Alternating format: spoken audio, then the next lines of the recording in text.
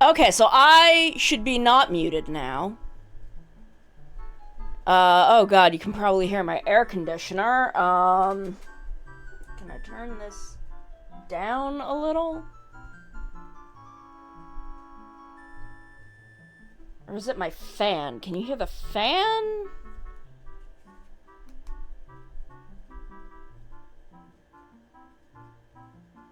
Okay, I think some of it is the fan.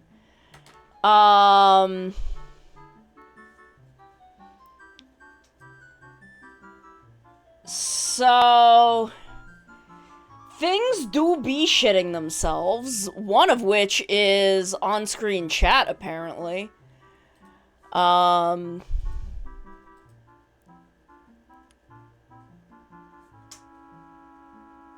would really prefer to not have that, but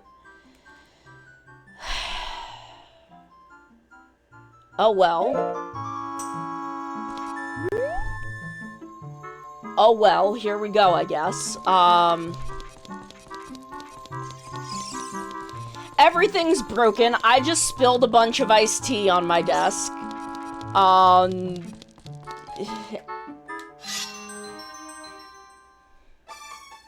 Yeah, Discord, will not send anything other than text.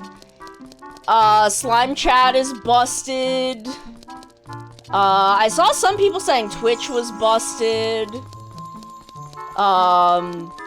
Apparently voice mod is busted. My throwables are busted, but I'll hydrate anyway. So we have, like, no sound effects and no throwing today, as everything is broken. But I'm not. Mommy isn't broken. Mommy is here doing her job.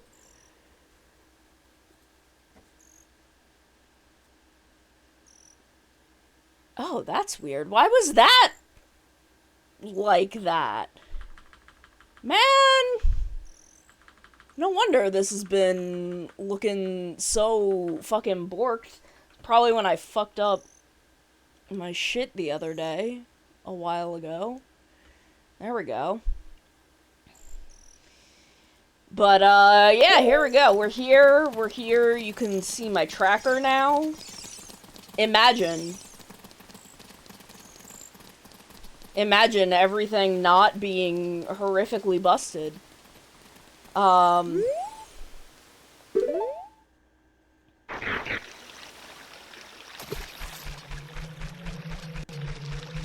Okay.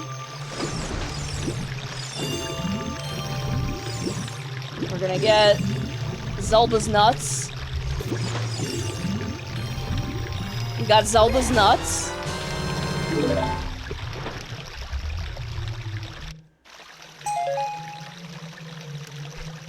And a nut upgrade. We got very nut-based, extremely nut-based, Ocarina of Time check.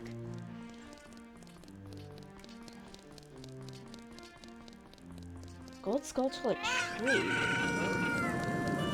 Is that just the normal tree? Normal tree?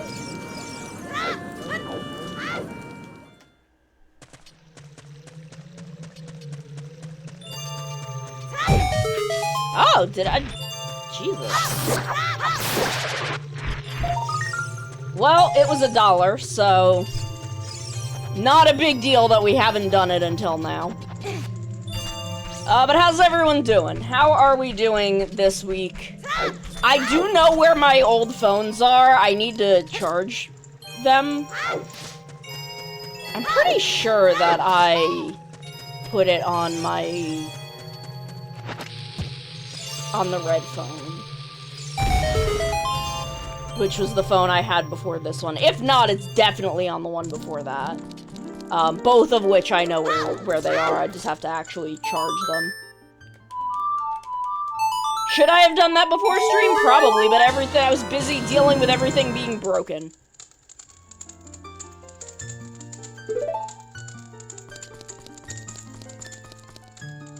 A thieves hideout small key. Why are those separated?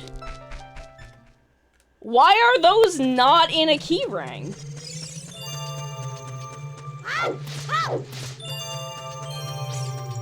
Oh no, those aren't Gerudo training ground, that's just the guy. Okay, so I can let the guy out. And that's not in a ring because I only need to do one of them. I do need my son Voyager though, he is my baby. He's my baby and I love him. Okay, so now we don't have to deal with Hyrule Castle anymore. But we do have to do the royal family's tomb.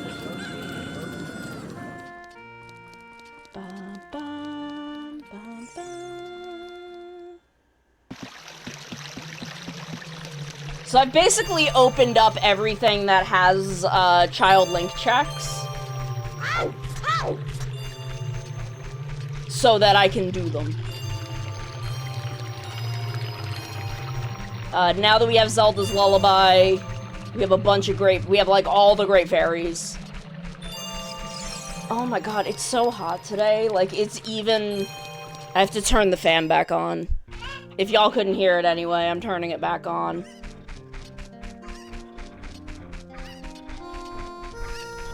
Because I need airflow in this room.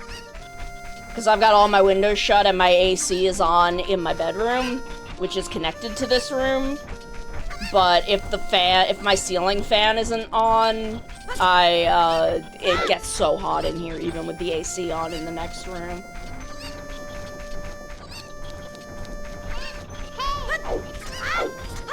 Like, somehow, my bedroom and office are like 10 degrees hotter than the rest of the house.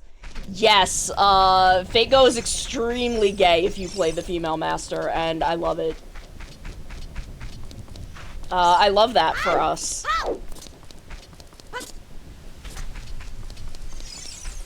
And by us, I mean lesbians. This Pride Month. Happy Pride, bitches! I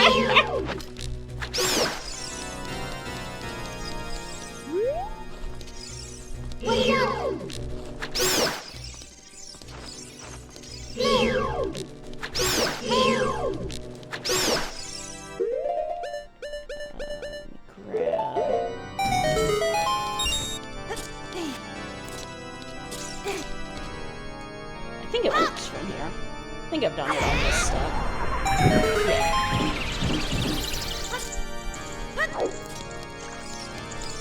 Okay, small chest, so nothing useful.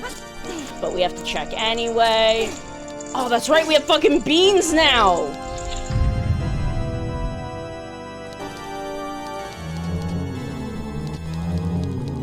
I'm just gonna walk in the poison because I don't want to deal with these guys. I just don't fucking feel like it.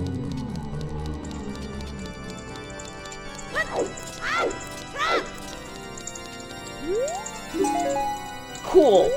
The royal family left me $1.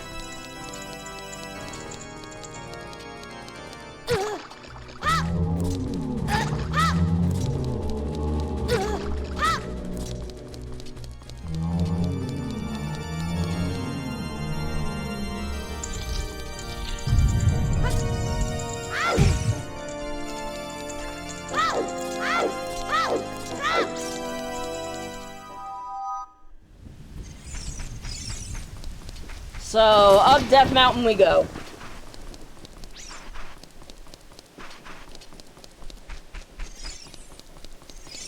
Hi, darling! Yeah, my tail big. I got big tail. I gotta make a tail emote for my anniversary. I have so much stuff I want to do, and I have literally a month to do it. I don't even know what the stream is gonna be.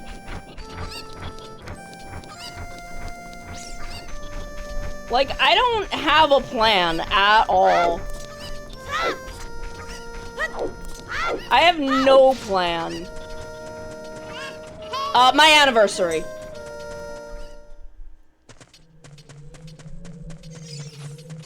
We've got some other stuff coming up next week, and then Gamers Outreach the week after, and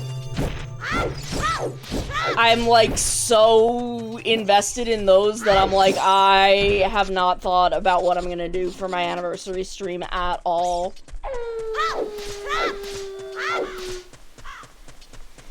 And like, if it was any other year, I would just like go with it and do my thing, but like, I don't know, I feel like 5 years is a big deal.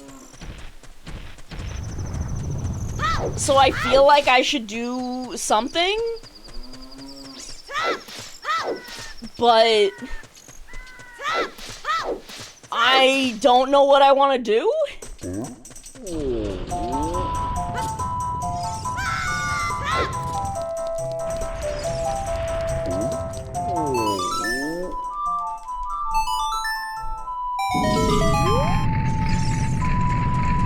Oh my god, my 5 years, 5 games? I could.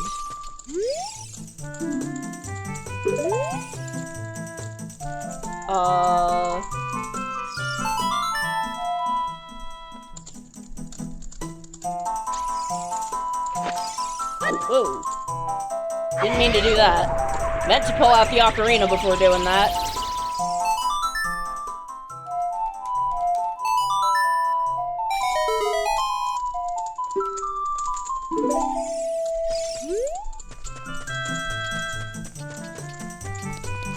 Maybe.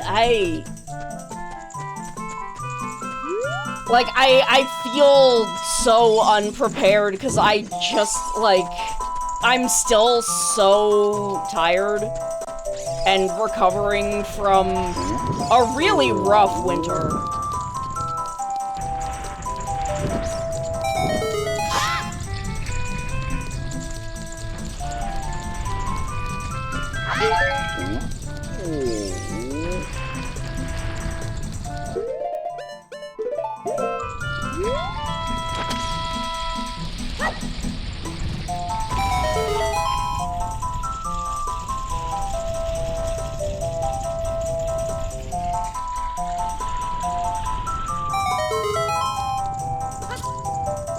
Fucking dollar, really?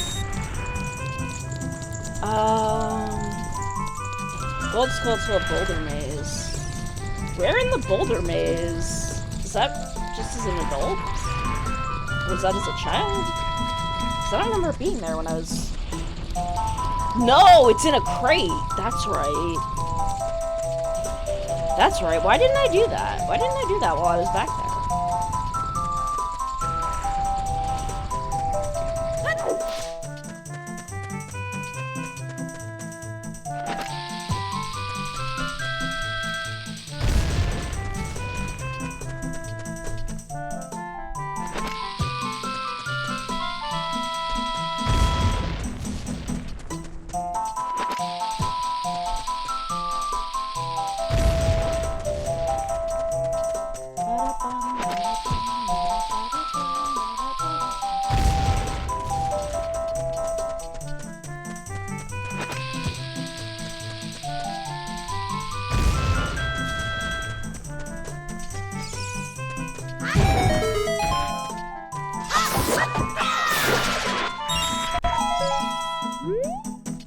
Why didn't I get that before?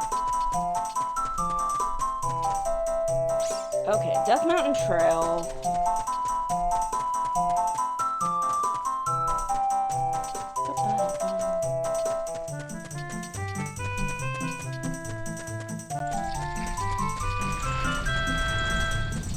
Do I have bugs still? I do have bugs still.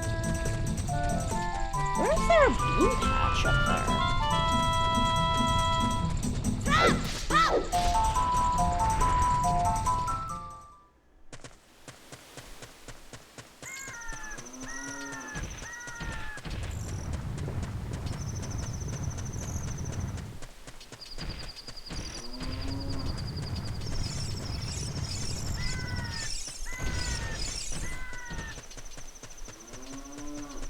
I feel like we have to have more than 7 of these. Is it 17? Or 7? I guess we'll find out when we get the next one.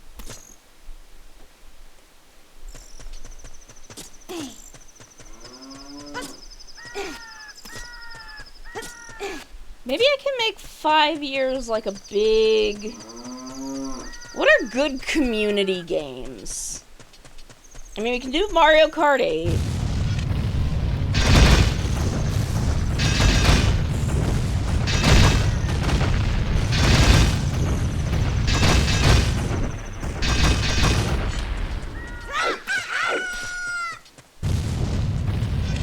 We can do like Gardic and Quiplash. I don't know, maybe just do... it is exactly 1 month from today. It is July 12th.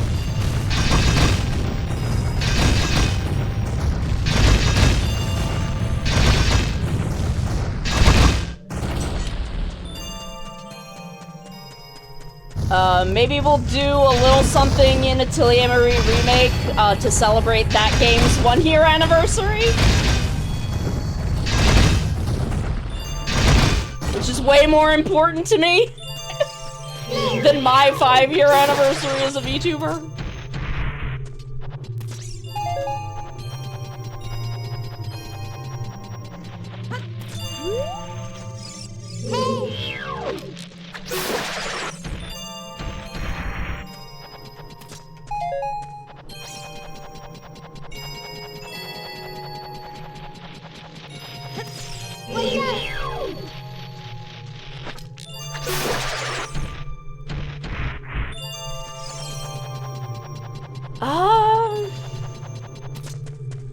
There are definitely things I could do, like game show wise, but I don't know who I'd like want to have on with me.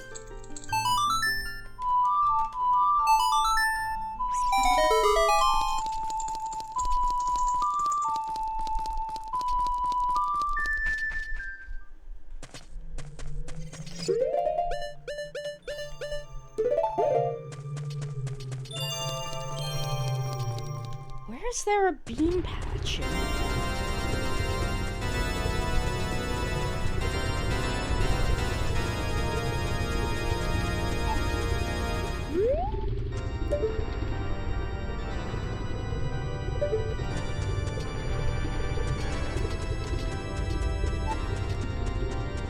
I don't remember there being a bean patch anywhere.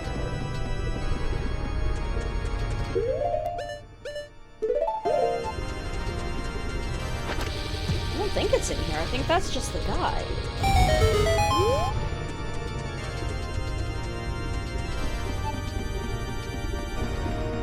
Is it like under here?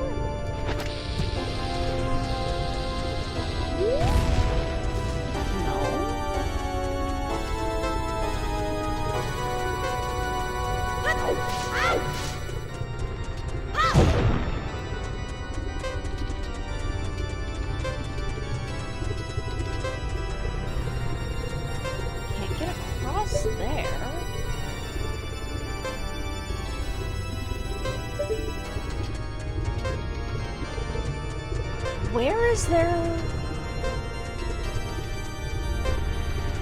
a bean patch?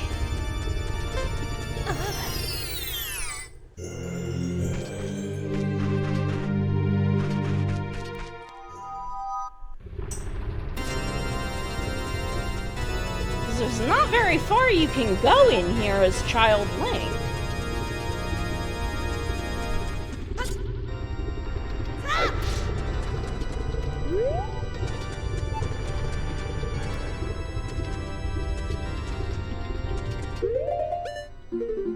Do I have something that'll take me down to the thing?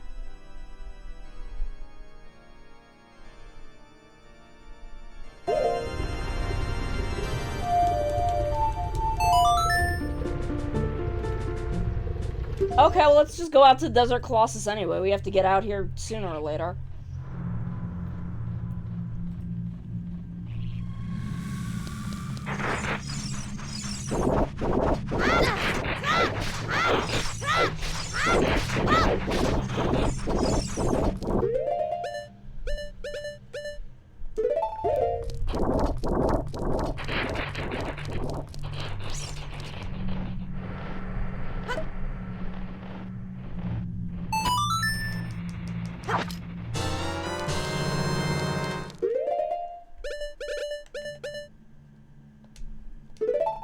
Do we have keys? We do have Spirit Temple keys, so we could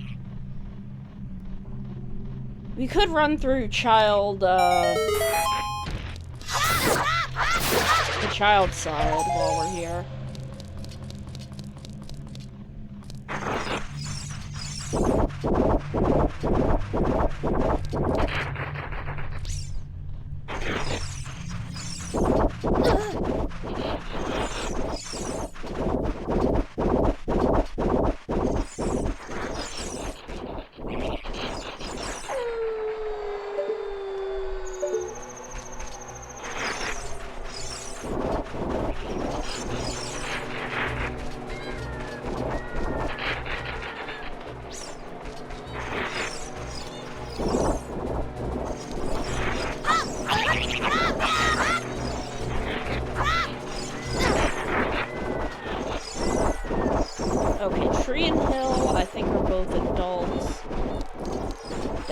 Gold beehive. Where's the Deku grotto? Is it in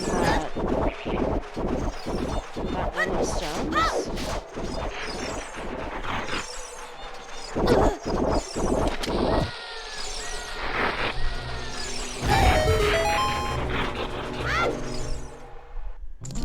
Hey, Tealy.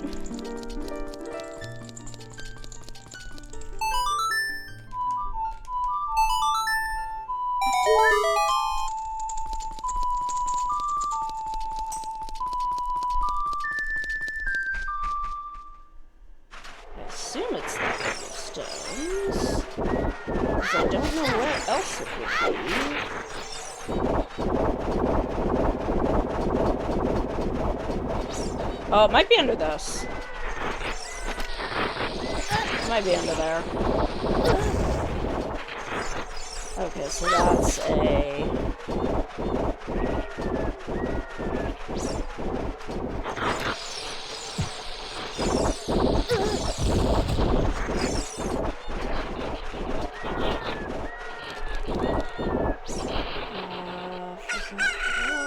I gotta put beans in the bean hole.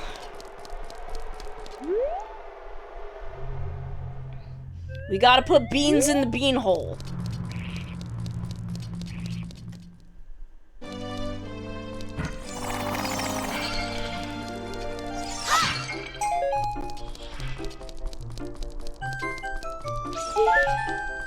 Ba, ba, ba, ba.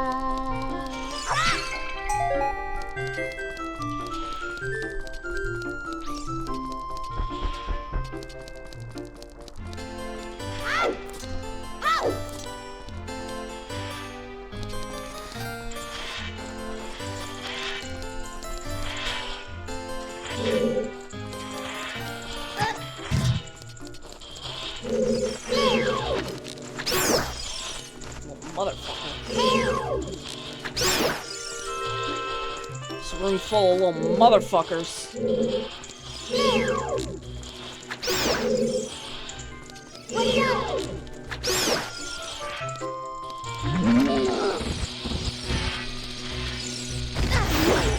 Haha!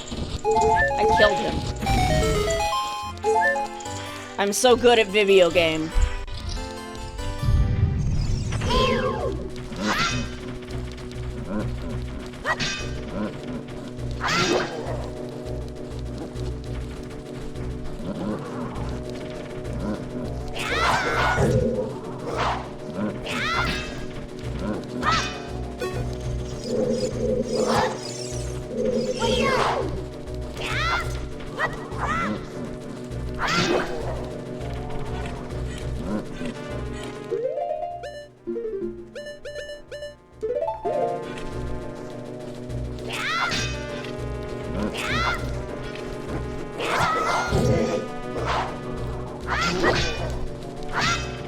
Should I be doing this with a Deku stick? Probably. Am I? No.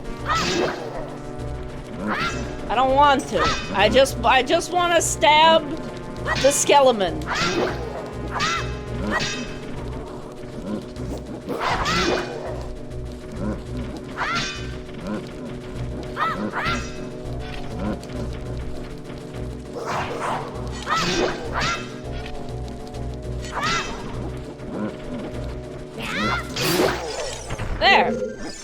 Scaly Man dead.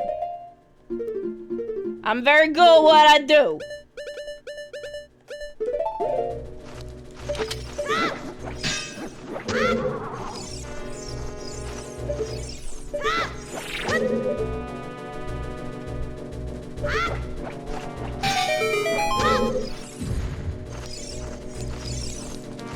I'm extremely good at video game.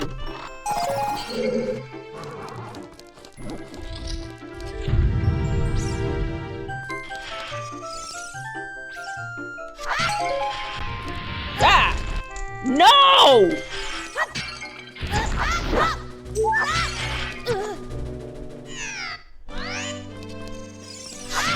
This room is annoying.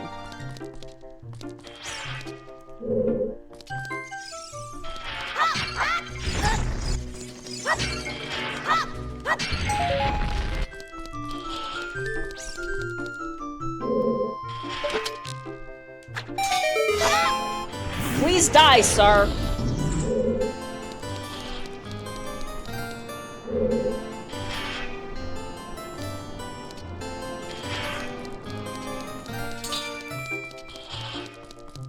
Sir, please cease.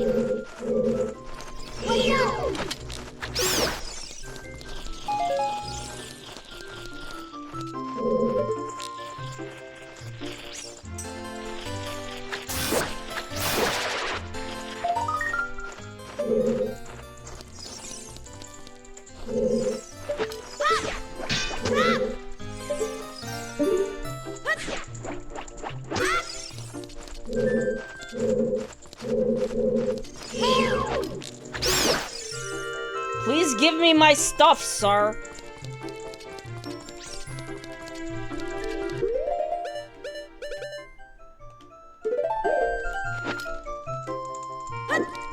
I would like my things that are owed to me by the video game.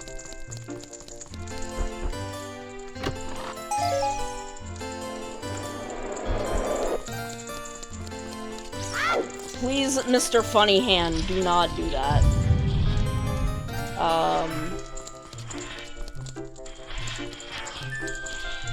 Okay, then we go through here. I gotta break the little boxes. Ooh, a map.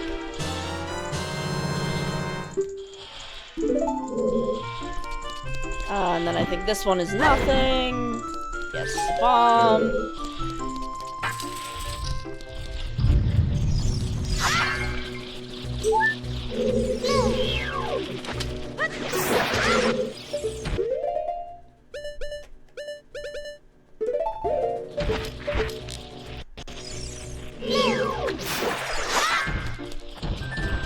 And then we come up here for another little guy. I kill him. He is dead. I kill him and he is dead. Now it is time for Lizard.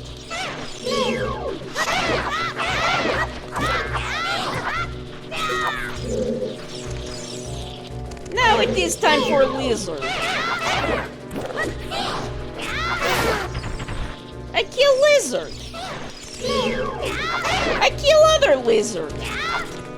I do not know what I do not know what this accent is. This is my accent for Snake Woman that I play Sunday nights. Friday nights, not Sunday nights. Sunday nights is not nice for Snake Woman. This accent I do not know.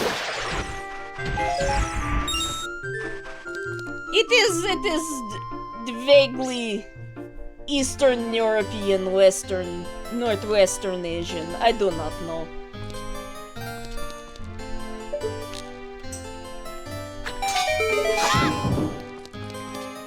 Ooh, big chest. Damn it. I love when I pull out an item that I know I already have, and I'm like, oh no.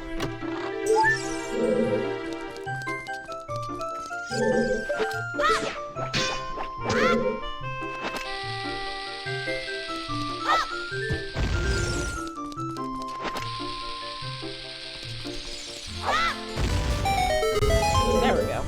Like, I'm pretty sure I'm supposed to use bomb chews for this, but... what if I don't? Take this guy. Slap him down there. Ooh, eyeball frog. Okay, it is 17.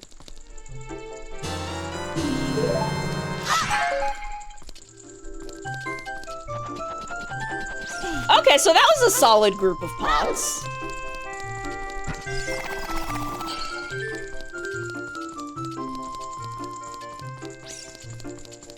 What about these? Okay! Spirit Temple boss key. That's not bad. That's not bad.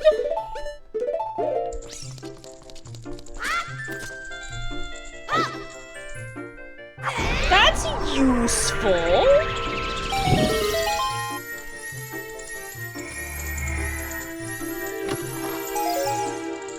Yeah, okay, as someone who plays Zelda on stream for a living, there's a degree to which I get it.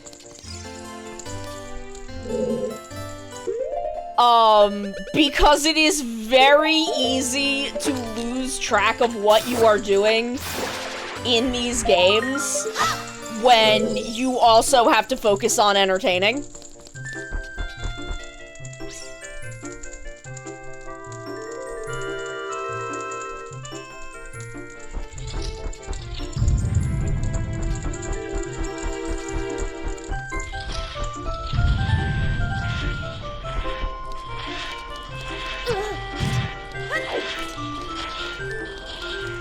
So I'm like, I kind of get it.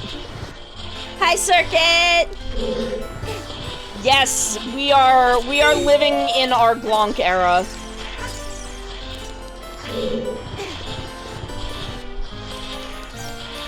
Like, some of Aaron's shenanigans are rough, and I'm like, buddy, if I can do it, you can definitely do it.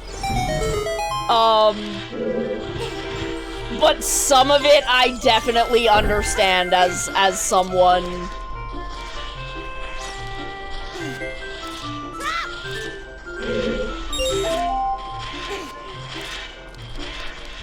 As someone who also does it. And, like, again, so much of...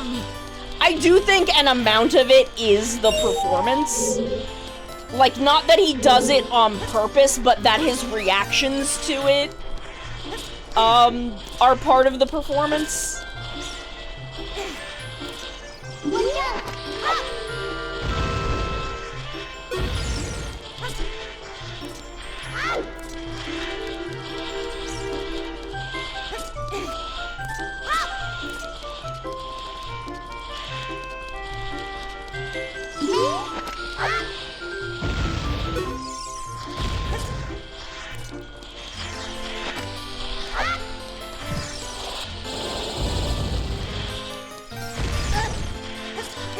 Hey, a bomb tree.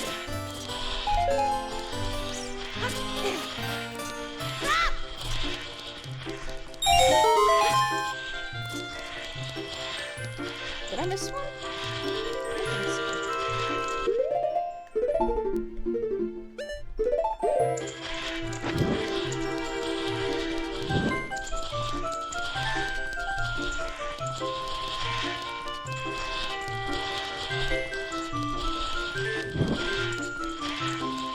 I'm definitely gonna fuck this up.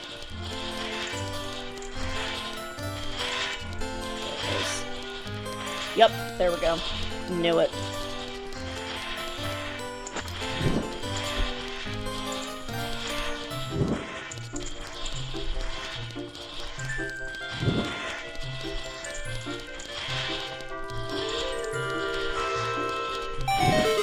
There we go.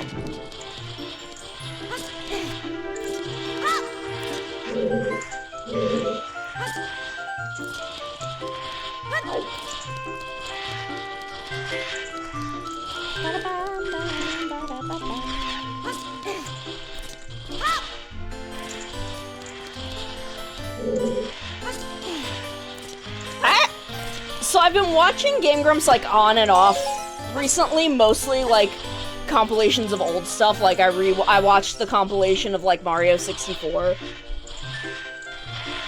because I really think Mario 64 is one of their like all-timers. Okay, 19.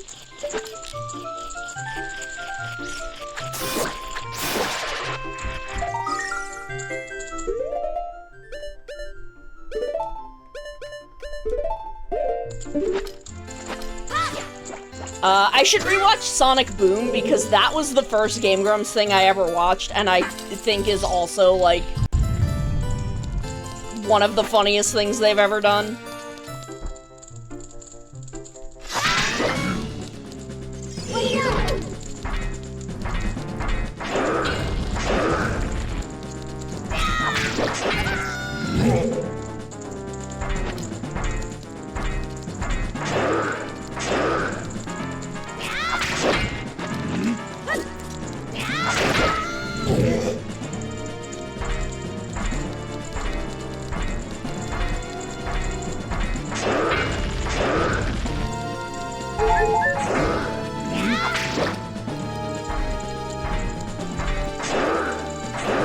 Yeah, like, I am not a Danganronpa person, but their Danganronpa playthroughs are extremely good.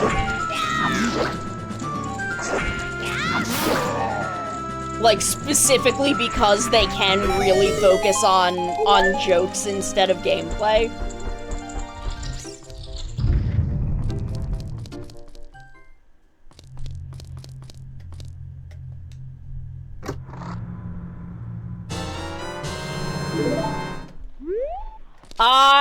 I have a lot of complex feelings on Danganronpa.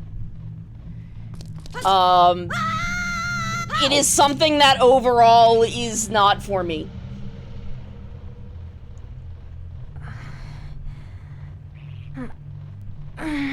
Overall, it is not for me.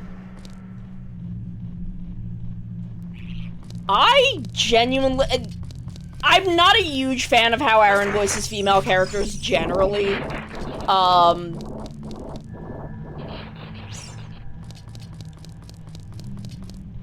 Like, generally not a huge fan of that, but... Where do my things take me? Oh, I have one that takes me to Graveyard, nice. Okay.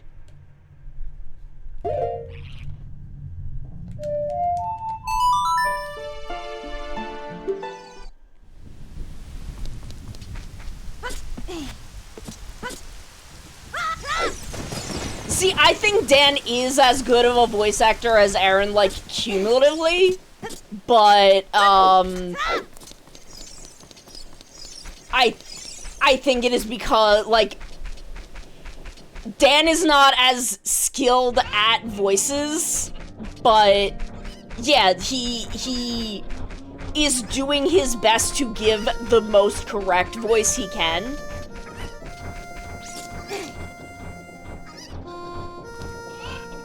Where, like, yeah, Aaron kind of does that guy doing a woman's voice thing.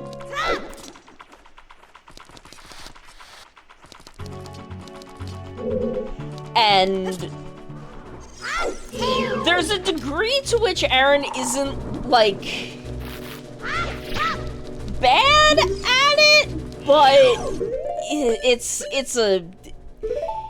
is the complexities of Aaron being the kind of guy that he is.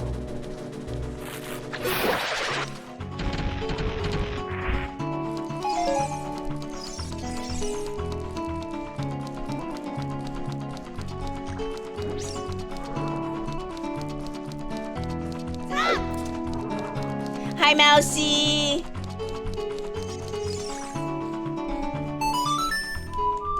I mean, I'm also just a Dan girly in general. I am much more of, I just enjoy Dan more overall. I mean, yeah, but I don't know, it's a thing where, like,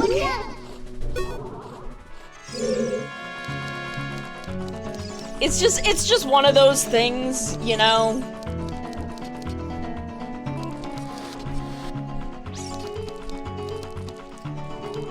But there's a degree to which,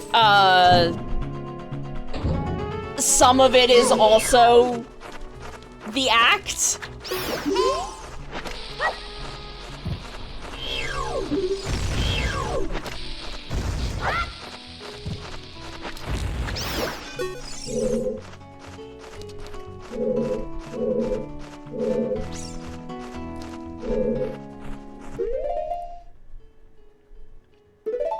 Yeah, I do think Dan should play more often.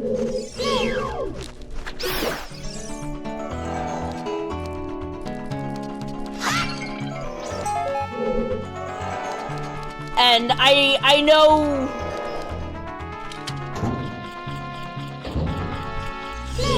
it's a complex thing, but it doesn't have to be. I think some of it is there's so much established dynamic involved in Game Grumps.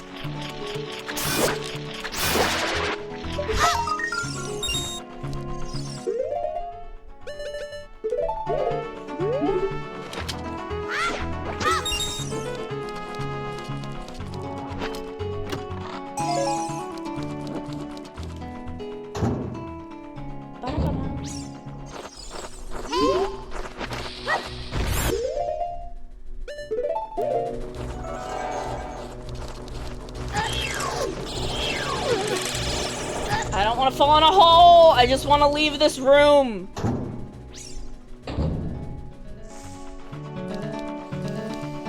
Yeah, like that's a lot of it is like, you know what? I have opinions, but ain't my fucking show.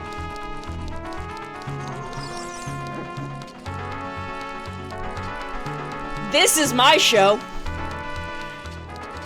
I do miss stuff like Steam Train and shit like that. But this is my show, so... Oh, bullet bag upgrade. Nice.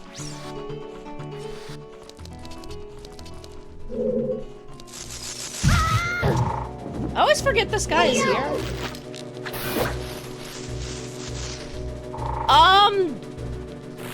Somewhat. I know Ross had other projects, and I think eventually just chose to, like, shift away from Grumps to do those.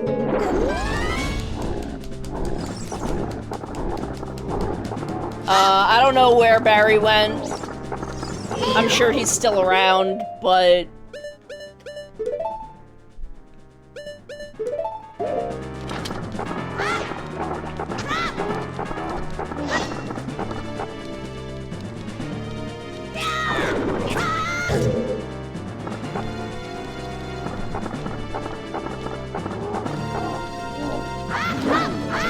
You gotta be good at money management, and for me, it doesn't. It doesn't.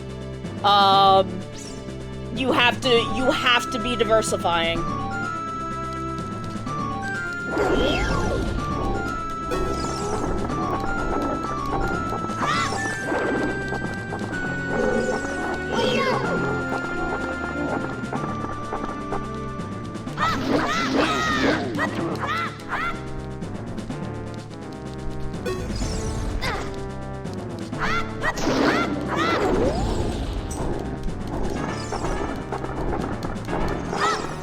Like, with YouTube, you can get passive... I don't know if you can get passive from, VODs, like if people are going back and watching VODs, but... You know... I mean, yeah, it kind of is.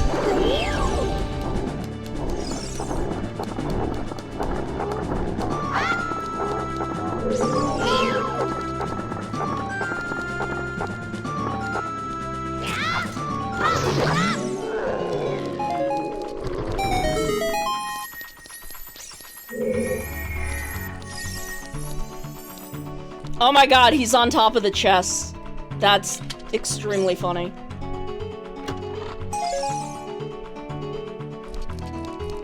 Isn't there a... Yeah, there it is. It's nothing, but I want it.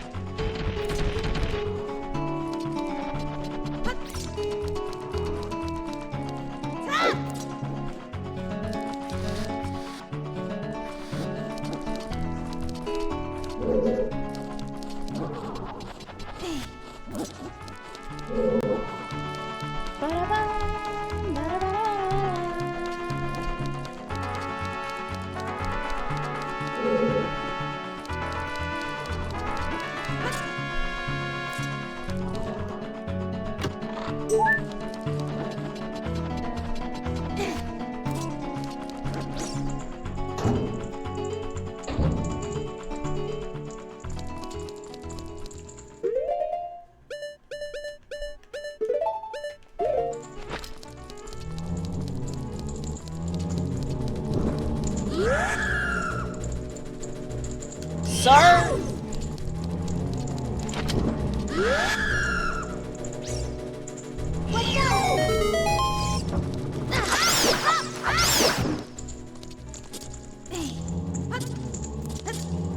Is it not this one? Is it this one?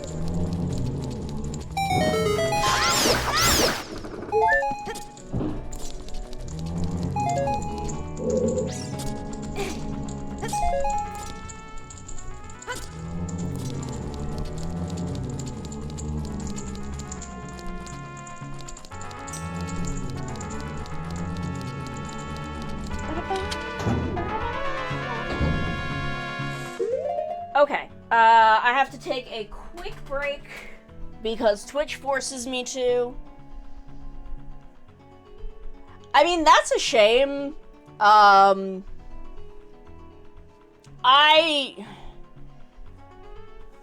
on, I want to talk about this. I don't want to stop streaming, but I wish I didn't have to rely on streaming as much. I wish I could make streaming just kind of like a thing for my core audience who wants to show up and interact directly with me and spend more time on like YouTube stuff.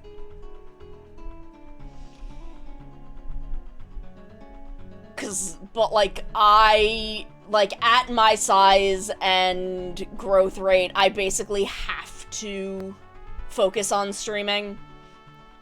'Cause that is really the main way I'm going to grow. And everything else is kind of secondary, which I wish wasn't the case. I wish I could spend more time focusing on putting out covers and like editing stuff, and I don't know, but like I would never want to take streaming off the table because I love doing this, but I also wish that, like, frankly, I just wish I wasn't fucking horrifically disabled and need to spend most of my time, like, dissociating. Okay, but I do need to go feed my cats and shit. I need to refill my drink because I spilled most of it before stream. And all that garbage. So I'll be back in a couple of minutes. Honestly, it does. It is all like a combination of networking, having the right energy, and luck. That's the three keys. And man, I just ain't good at the luck part. So I'll be right back, everybody.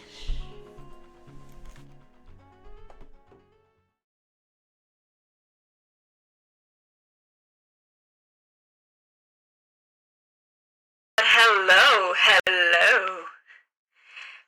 How are we today? Are we doing good? You are listening to 420.69 FM, The Cringe.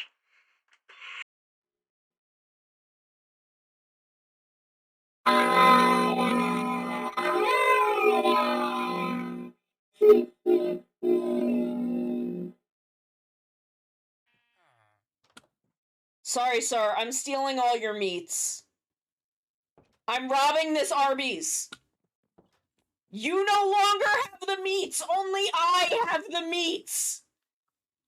Run! Run before the Arby's cops find us.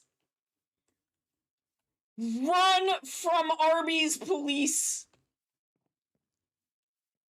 I have the meats.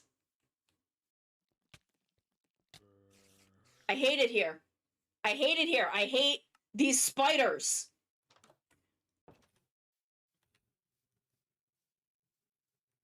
I am ready to get my shit, get out of this cave, and stop exploring this mine because I just can't deal with these fucking spiders. That was where one of my friends did Backstreet's Back. Is that the name of the song? Y'all know what song I'm talking about. And I realized I'd never seen the music video for that song. So we're doing it, we're singing it, and we're watching the music video playing, and I'm like, shit, I didn't realize that the thing that Backstreet is back from is the dead. I'm a cat. They can't stop me. I don't obey the law. This is unethical.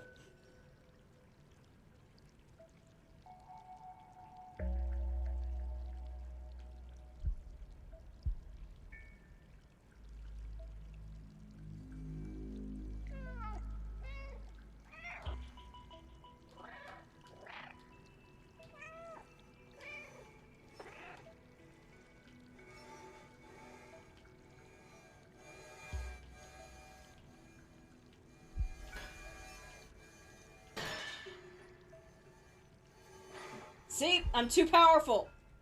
I am too powerful to be contained by the law. They cannot stop me. I am gay and I do crimes.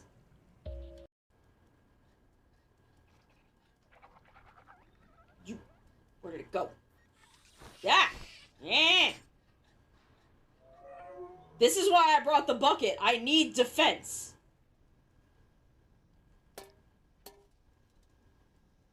You okay?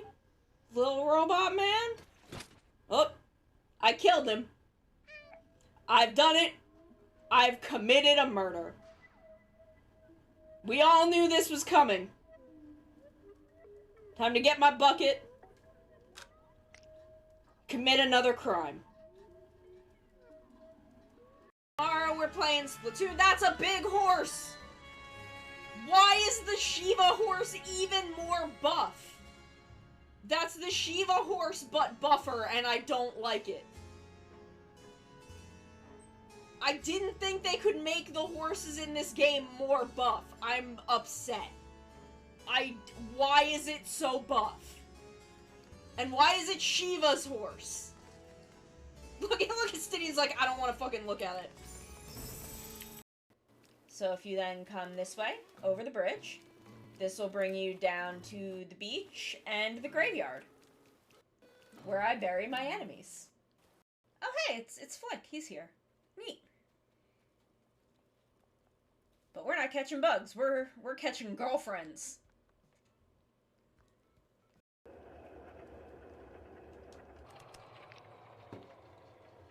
Oh, I guess I could also just pull the plug out. Now I have a battery! Now I'm a cat with power! Both literal and metaphoric.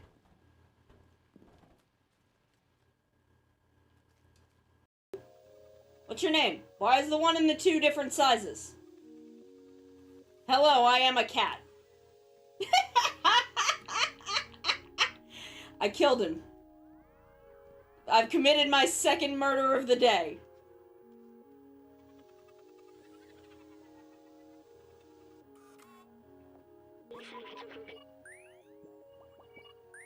Sir, you're just making noises at me. I am a cat. I do not understand your human language. I am a cat. I fell down a hole. That's okay. I don't know your name either. I don't know my name. I'm a cat. Behold my dexterity and grace. That's what I say when I'm trying to pick up girls. And then I fall flat on my fucking face. It's that one drill tweet where I rev up my motorcycle, and when the dust clears, I'm dead face down on the ground. That's me. Wow, gee, thanks! Now I can call any time whether anything's up or not. I hate telephones. This is why I don't answer my phone ever, because people are just like this. You know, just to chat. No, don't fucking ever talk to me. Don't even look at me.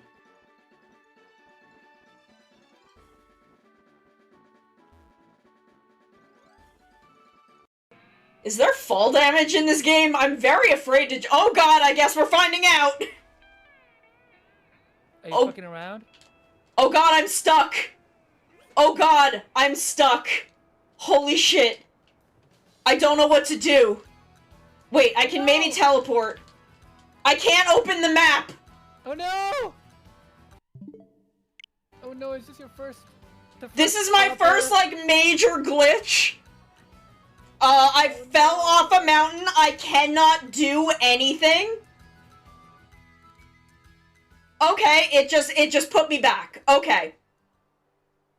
Okay, it just put me back at the top of the mountain.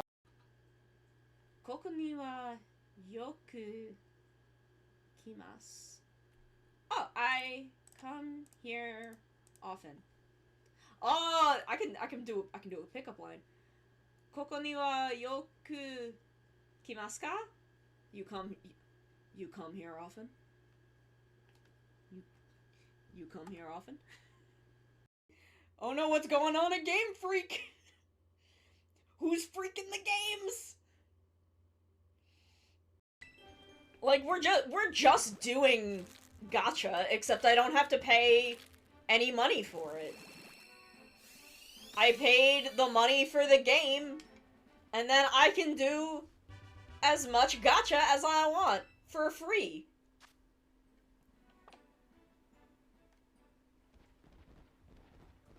Like, it's the same, like, it is! This is literally just doing a gacha. That's all this is.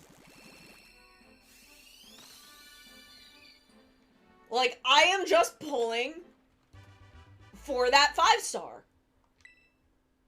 I'm right. I'm right. Tell me I'm not. Tell me I'm not correct about this. And like, my friend was like, okay, we're back. We just have to get the Skulltulas in these side rooms. I've retrieved drink.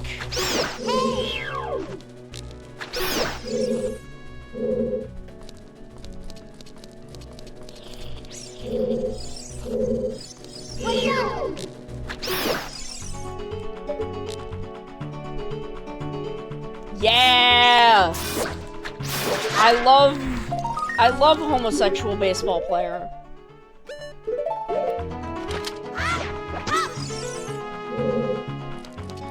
I love Yukido's baseball boyfriend.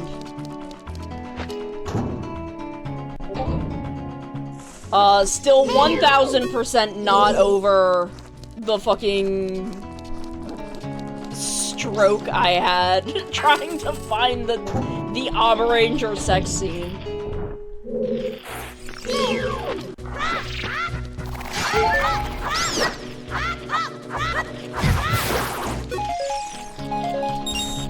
Because I couldn't remember what episode it was fucking in.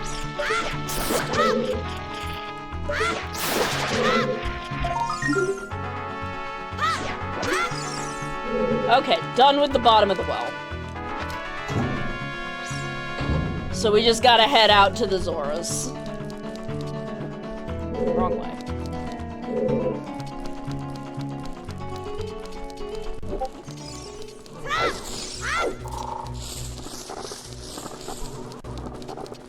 How the fuck do I get out of here?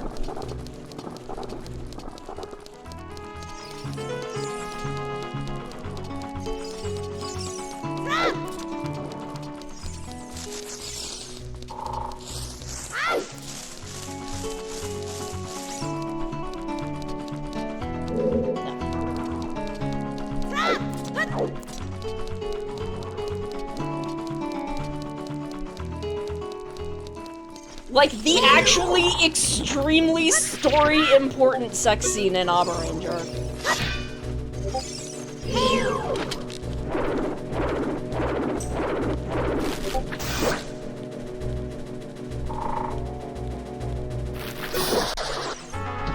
think I need to set myself to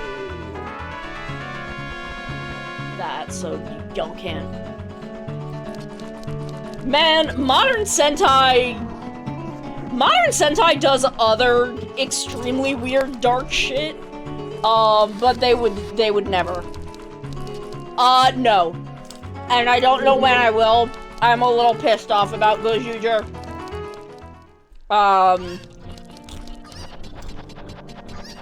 I'm not sure if I'm going to be continuing it. I might, but I'm not sure.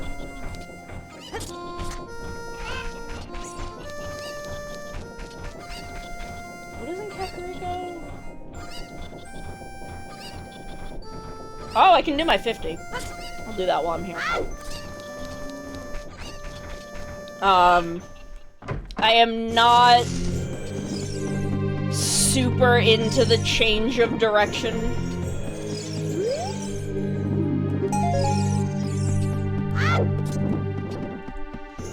I might keep going with it, I might not. I'm undecided at the moment.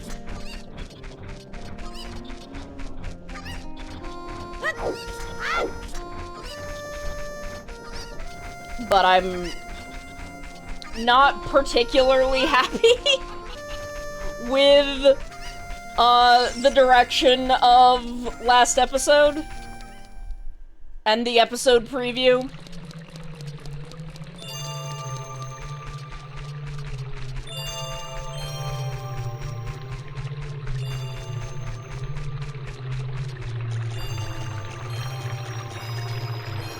I don't know. I don't know if I agree. I don't know if I agree.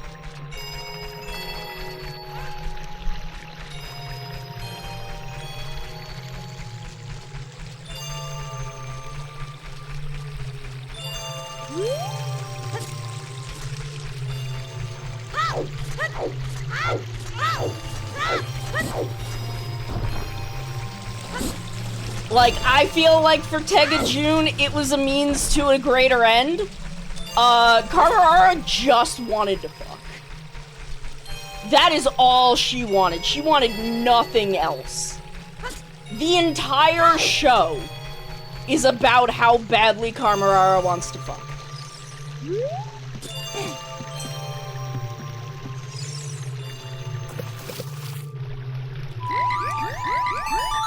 Like, Tegajun, means to a greater end, is part of the bigger plan. Karara is the whole reason she is angry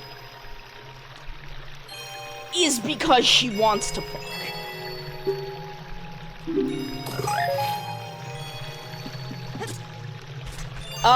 I still have to watch this week's. Thursday night is when I watch these things. I am still very down with Gav. I'm still very into it. Love the fact that Glota seems to be, like, the main one in the family who, like, gives a shit about the family? And is super confused and upset as to why everyone else's priority is not the family?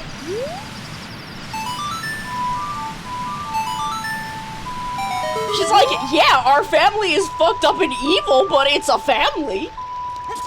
Like, we're doing crimes together as a family. Why are we not doing the thing? I mean, look,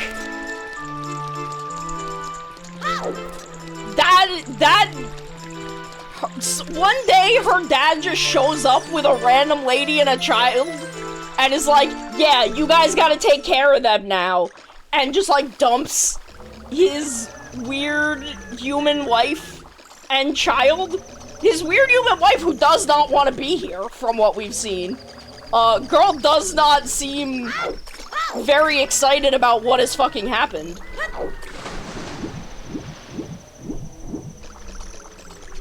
Like, of course Glota's not gonna be fucking down with that. Yeah! Like, dude showed up with what to them is essentially, like, livestock. And is like, I have married it. Yeah, like, of course she's gonna be pissed, because she's like, great, now all of my, like, actual siblings are upset. And we have to restructure the entire business around this. Why can we not just eat them? I have a fucking job to do, and she is probably the one raising the twins at that point.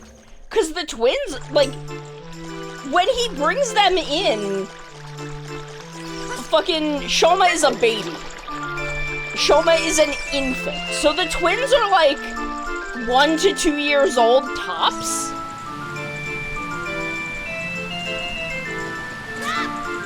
And who is raising them? Where is their mother? We don't know, so it's probably, like, Nylev's not doing it.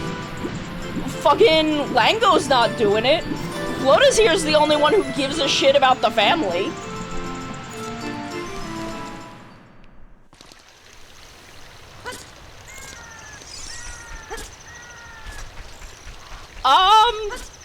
I don't know. I don't, even if it does, okay, see, I was about to say, like, I thought the theory was, give them, I don't know anything about Fire Emblem. I thought the plan was going to be, oh, give them the thing so they walk right in to the thing, and I'm like, I don't know, like, addiction does not bring joy, it only brings stress. So I did not think that would work, but actually, no, you're right. Just give them to some shitty politicians, and they'll literally just sell the poor to you. That is true. Yeah, like, where is their mom? I mean, at that time, I assume their mom must have been taking care of the twins, but where does she go? Where is she? I mean, I guess Lizel also doesn't have a mom. So do they need two people to reproduce? We don't know if the mom is dead. They've never mentioned her. They literally do not fucking talk about her. It is kind of in the standard fucking fate of the Toku moms to just not fucking exist.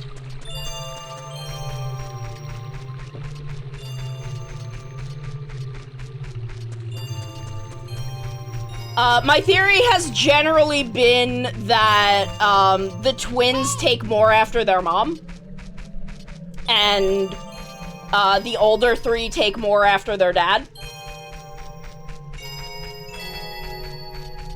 Yeah, we're also all furries now. Y'all don't get a choice. We have to be furries. You have to be in your fursuit at work at all times. Like, no fucking wonder.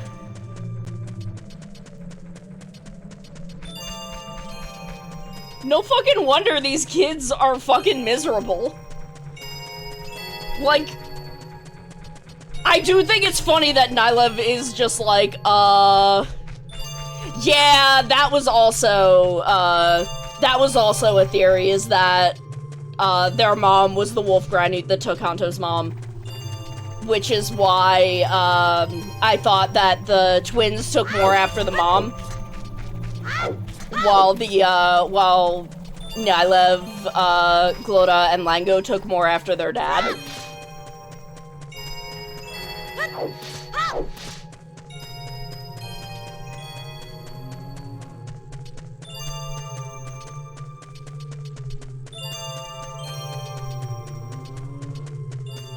I mean, his Gav is red. He's the only one in the family with a red Gav.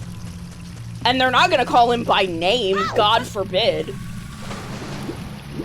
God forbid they refer to him by a name and think of him as anything other than a weird animal in their house.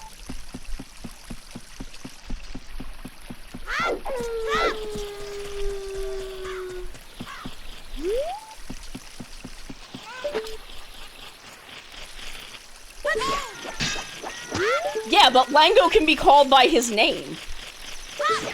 They just call him Red Gav so that they don't have to refer to him by name.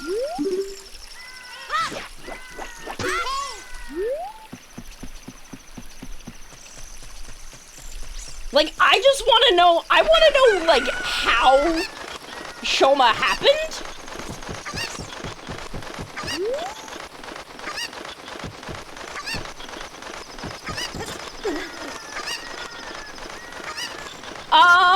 I don't care so much. It's not something that super bothers me.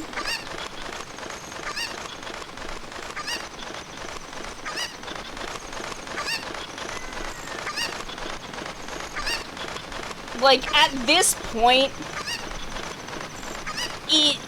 Toei has made so many suits that it's genuinely more cost-effective.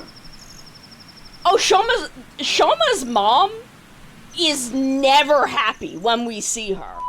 She does not seem to want to be in this relationship. Oh god, was it, I forget, the head is very, very obviously from, a Sentai monster of the week that I do not remember which show it's from.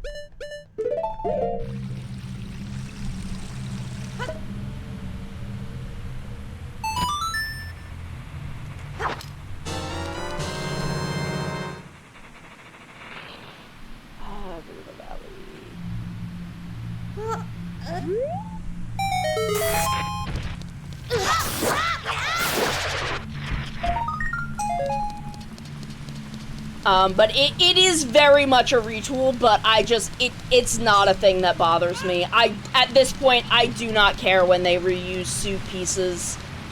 If it lets them put more money into better writing and, like, better cinematography and better effects, I do not care if they save money on, like, suits that they're gonna use for 2 episodes.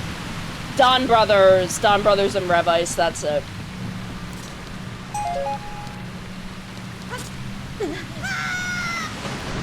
Like, straight up at this point, there are so many things I'd rather they be putting money into than having to make a fully original suit that they're only gonna use once.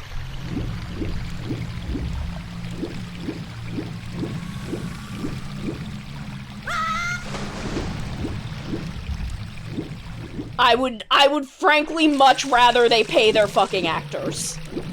A thing they are notorious for not doing. I would so much rather have that money assuring me that the fucking actors can eat.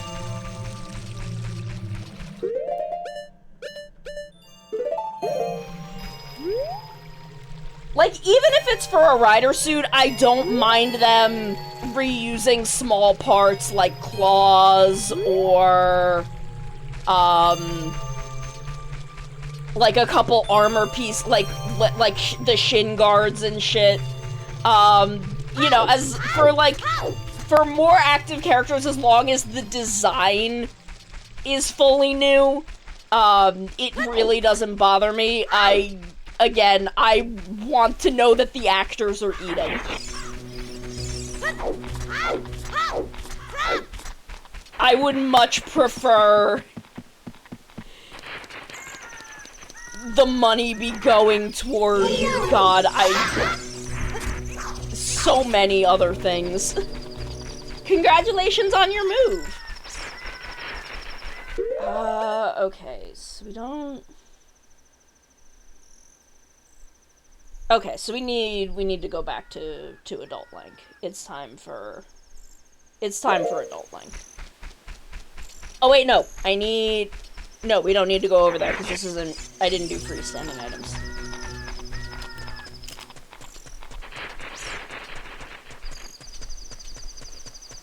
I don't think they've said...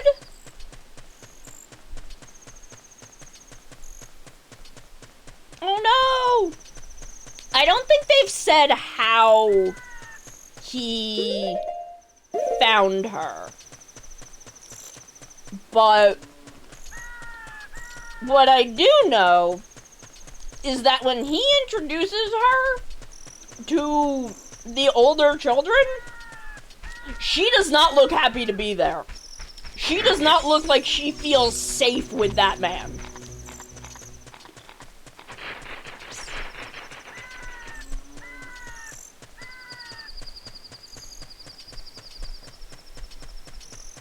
Like, she does not seem like she is comfortable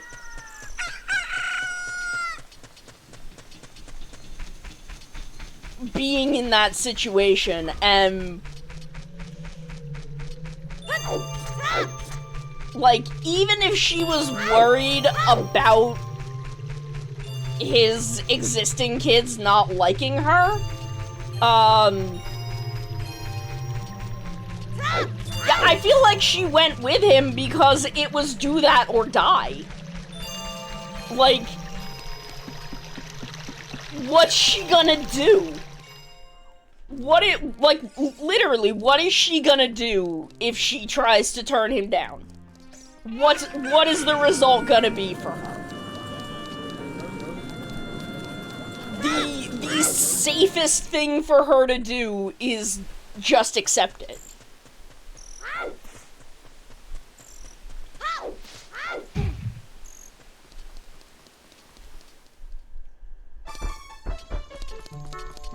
Yeah! Yeah! Like, frankly, I mean, the thing about Abaranger is Abaranger doesn't leave any of it implied. Abaranger makes it all extremely explicit what happened to Maharo. Yeah, also the fact that that man was a shit to- like, I don't know if it was became, or if he just was. Like, have we seen any evidence of him being good to his kids before he took Shoma's mom? Like, was he ever good to them? Do we know that?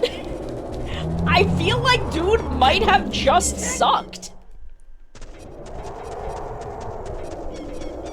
I feel like dude might just suck.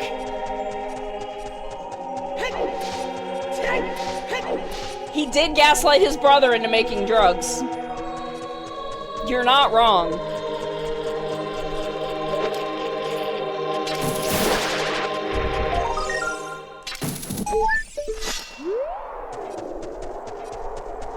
Bruh did gaslight his brother into making drugs.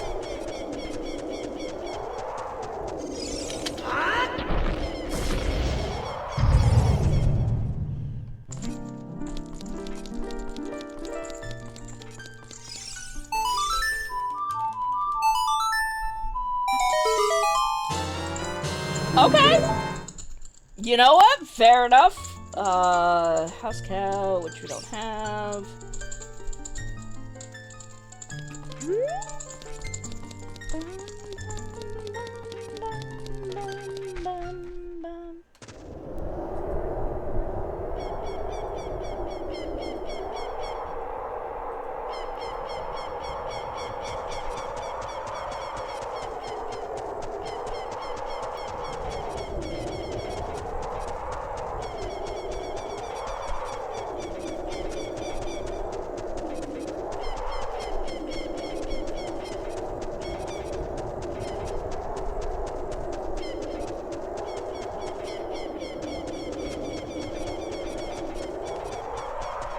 I mean, I don't know, I just tend not to, I don't make a lot of jokes about drugs in general, for reasons. Mild things like generally talking, because it's what Gav is about, but, I mean, look, it's not the first time. Double is right there. Double and Forze are both right there. This is not the first time.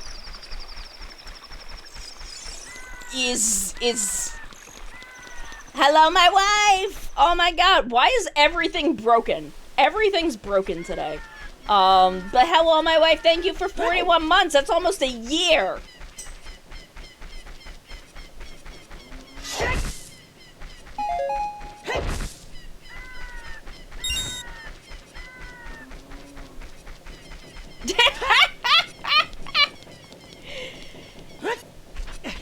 It's almost a year! Where am I going? Why did I go? This isn't where I wanted to go.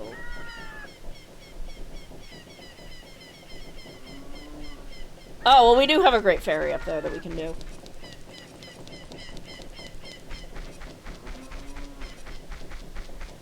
And the thing is, it doesn't even seem to be the Granute as a whole, it just seems to be, like, people in power, which... Surprise, surprise? Surprise, surprise, people just fucking be like that?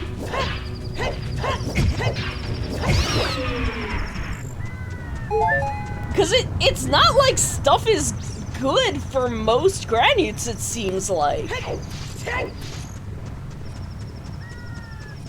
Like, stuff isn't bad, but it seems like, you know, most Granutes are just doing their thing.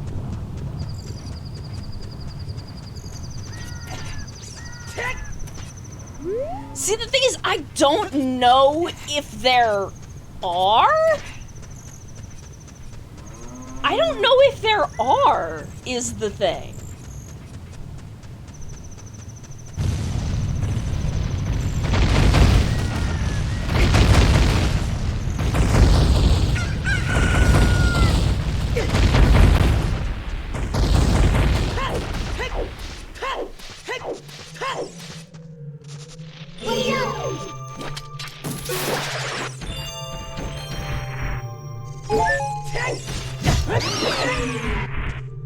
See, I feel like they've had previous connections that have also been doing that, because it doesn't, they're not really hiding what they're doing.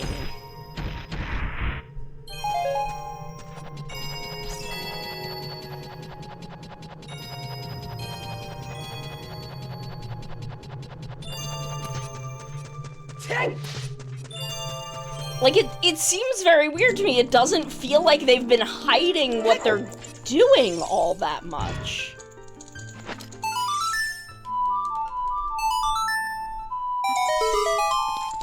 Oh, did I do this one? Oh, Death Mountain Crater, not Death Mountain Trail. That's true. The illegal part could be the dimensional breaches.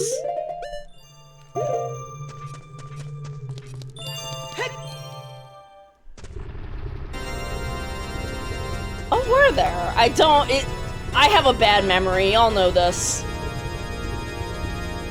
Y'all know this. Sometimes I just don't remember shit.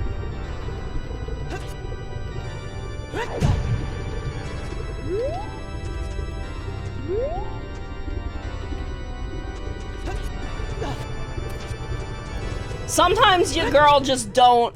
Yeah, we were also wondering that if he was actually an undercover cop.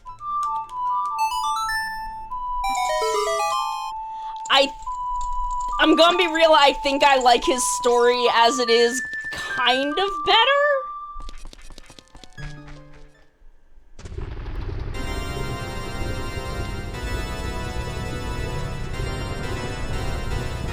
I don't know where the bean patch is supposed to be down here.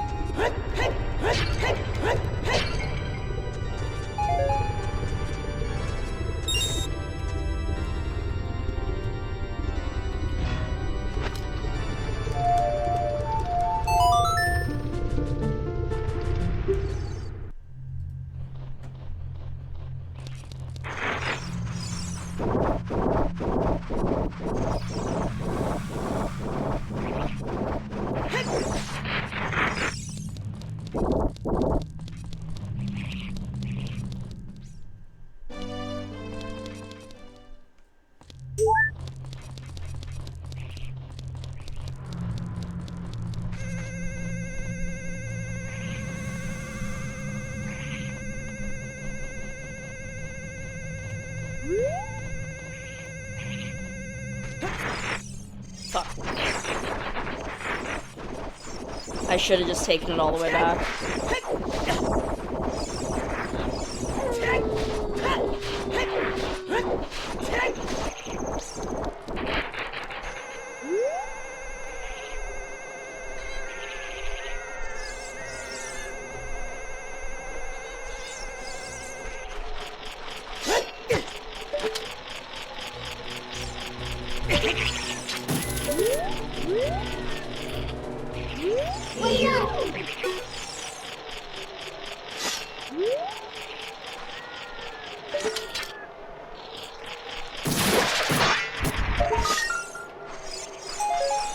The thing is,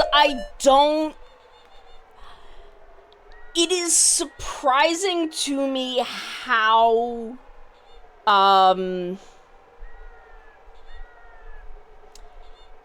what is the word I want to use? Sympathetic. Sympathetic is not quite the word, but just because of how I know Japan culturally to be about drug addiction, the degree to which the blame is put on the people exploiting the people who are suffering from addiction, as opposed to demonizing the addicts, is surprising and well appreciated.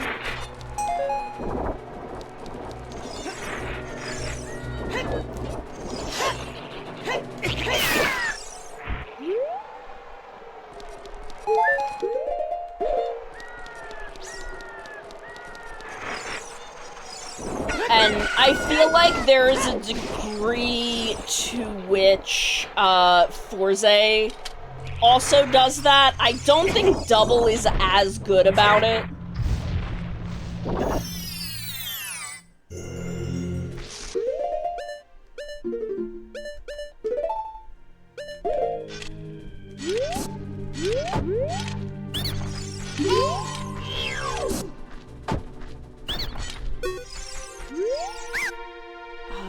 Weird egg!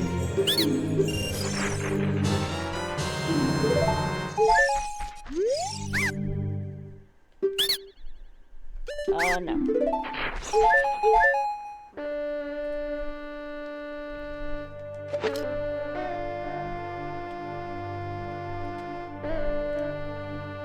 Weird egg real!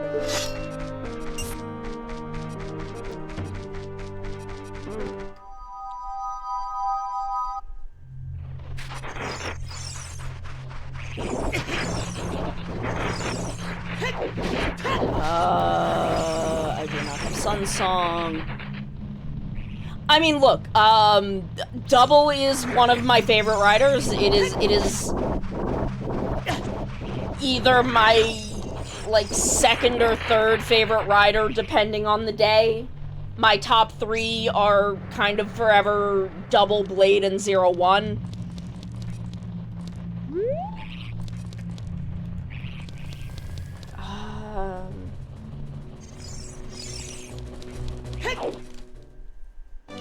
Yeah, there's not that much here. So, like, it is not as though... It is not as though, like, I am saying Double is an unwatchable show for this. Double is still one of the most near and dear writers to my heart forever.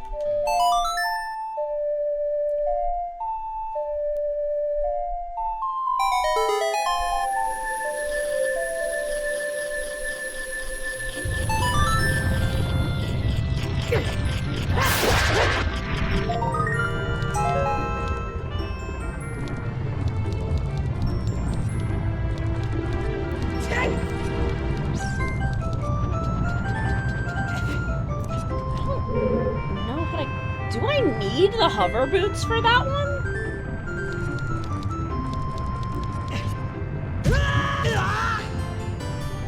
Would I have gotten that if that fucking rock hadn't hit me?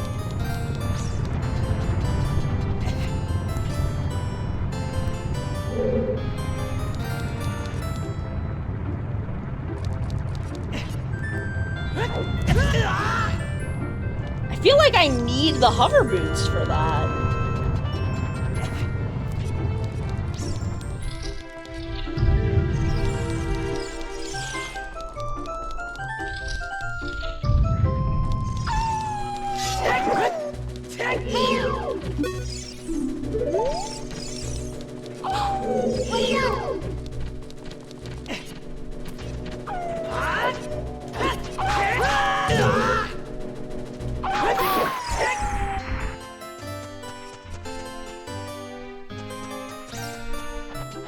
I think the funniest thing about Weather to me is how much, he has a very distinct design and a very specific, like, he's very specifically a dude that starts with W, and, fucking Terui could not fucking figure that shit out. Just like, is this fucking dinosaur-ass woman whose memory does not have a W on it? Is she the one who killed my family? I'm like, no, dipshit. I love you, but no. No, you dumbass.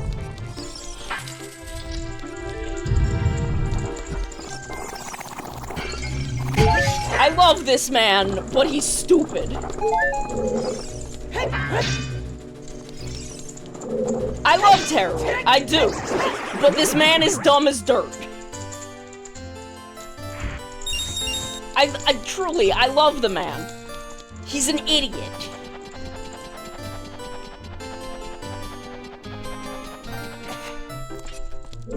Oh no, I love Terror, he's just fucking stupid.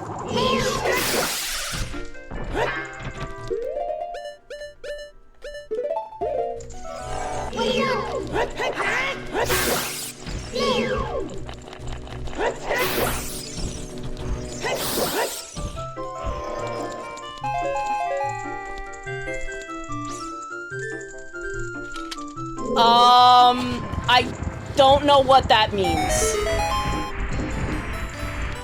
This better not be an ice trap. Okay.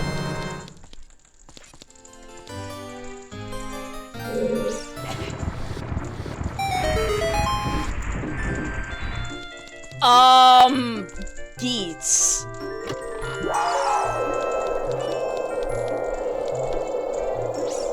Geets is more fucked up. I don't know what you mean by broken.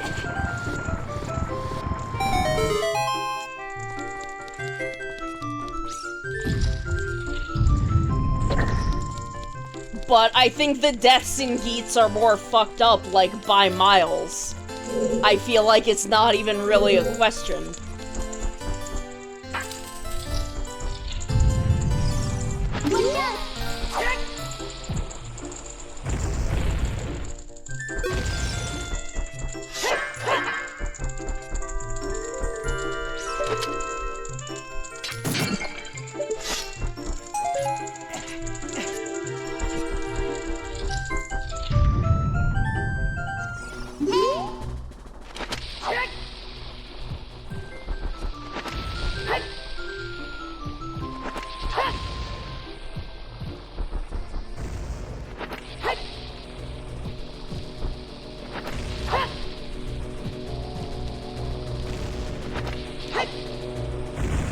There we go.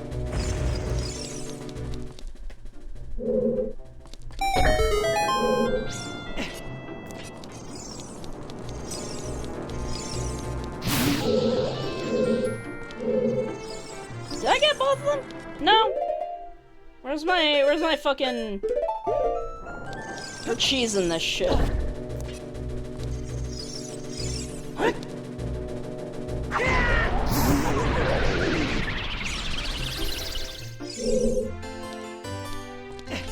Like, I don't know, my biggest priority in double is neither Weather nor Terror, so... that fight itself means... not a whole lot to me, personally, but I see where you're coming from. Ah, no, I hate this room, I don't want to do it right now. We'll go back to it.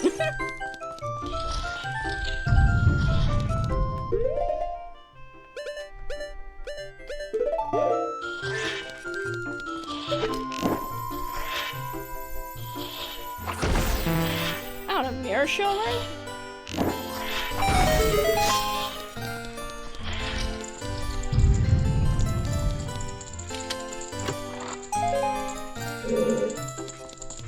I mean, look, I know that feeling. I have things that I'm like that about.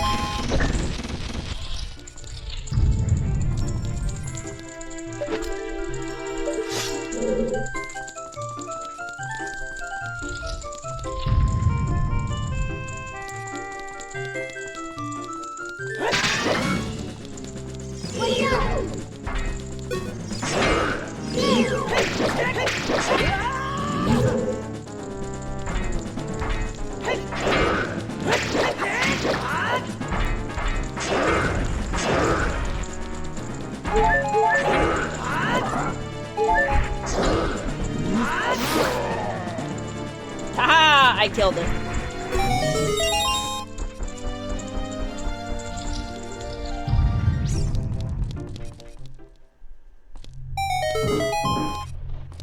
I broke it. I have seen Fudo PI. I have not seen Memory of Skull yet, which I don't know if that came out last November, but I don't think we have subs for it yet. Otherwise, I'm pretty sure I would have seen it. But I own the manga volume for it, so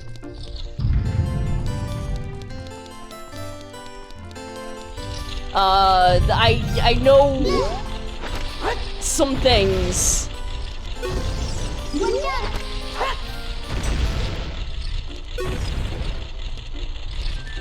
I missed invisible chests?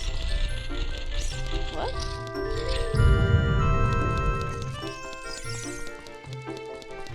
Oh, that is the one where that happens, isn't it? That is the hallway with those.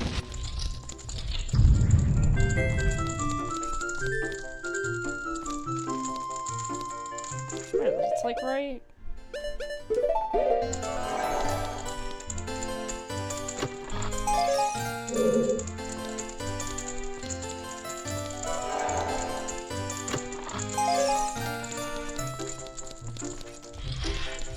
Wait, we have subs for it now? What?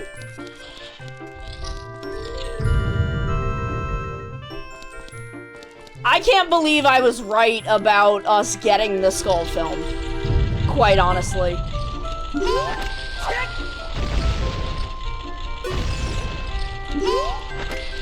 Not just using, he wanted to. Mick was a little motherfucker. End of May? Oh my god. Like 2 weeks ago. The fuck?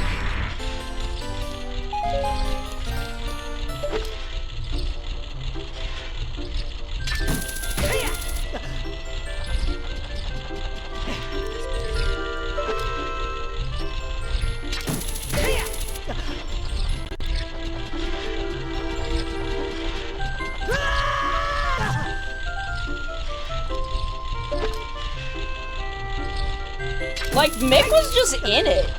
Mick was in it to win it. I love that little fucker. And I love that as soon as, like... I love that his alliances fucking change on a whim. Bro does not give a shit. Like, he just wanted- he has his, like, 3 favorite humans, and will just do what they ask him to do.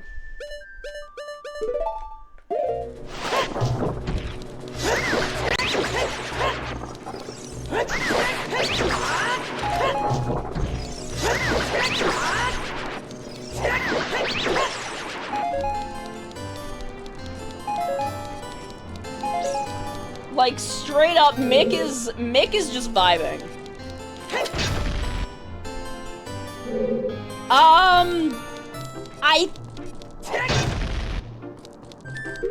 I don't think so completely. Hold on, let me,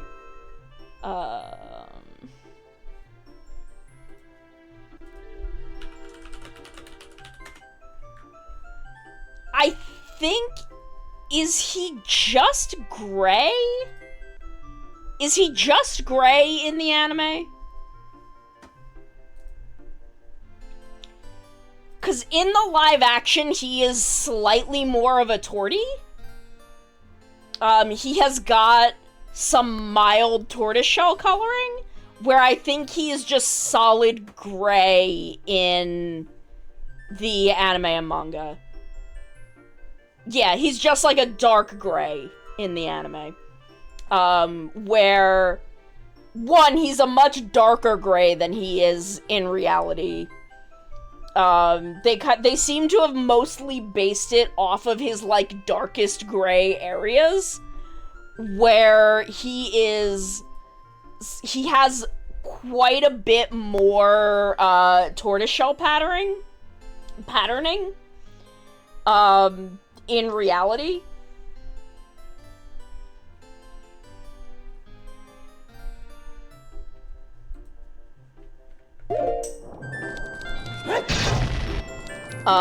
My ass, who knows things about cats, is like, you're not incorrect. They made him a solid color. Okay, the thing that is really fucking funny about Fudo Pi, which I did not like Tokime in the manga. I had read a handful of the manga, and I thought she was really dull.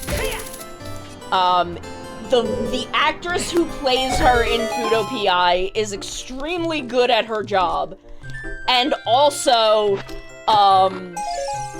the chemistry between Tokime and Philip is miles better than the chemistry between fucking Tokime and Shotaro.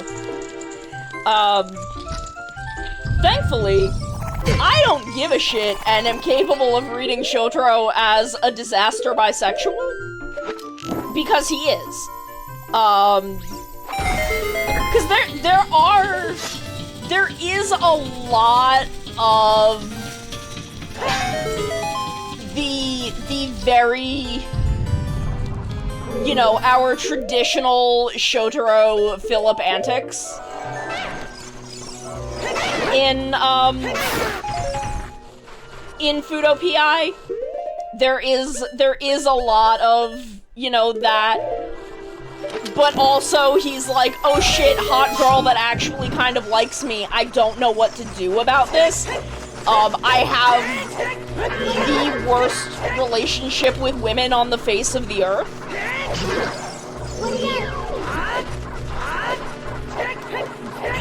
But once you get to the point that, like, Tokime and Philip are getting along, their dynamic is truly the funniest fucking part of the show. Like, the two of them are actually really entertaining together, and I wish they got more.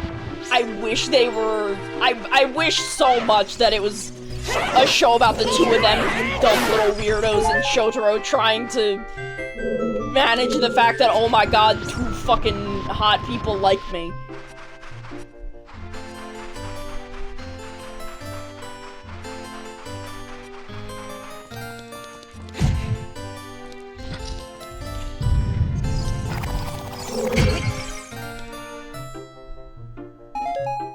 Okay, so I can't get into the boss room without the mirror shield. Topmost, what are some of these fucking... Oh. Well, I missed that.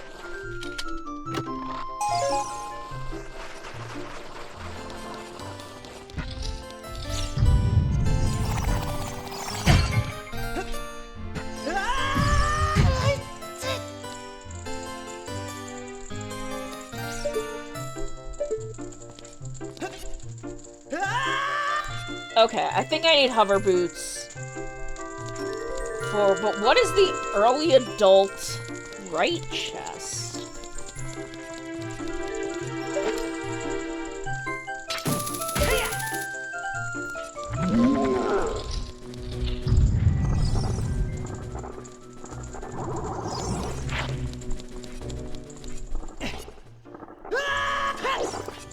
Look,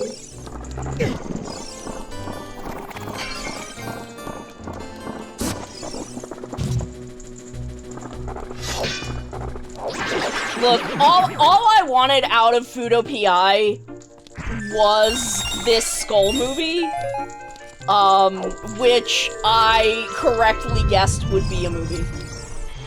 Because I'm very smart and based. Oh, I think it's... okay.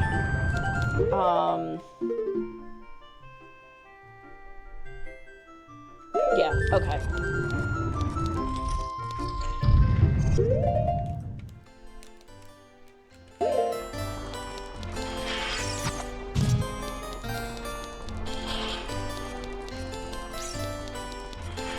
Literally all I came to Fudo PI for was the hopes that they would do Memory of Skull.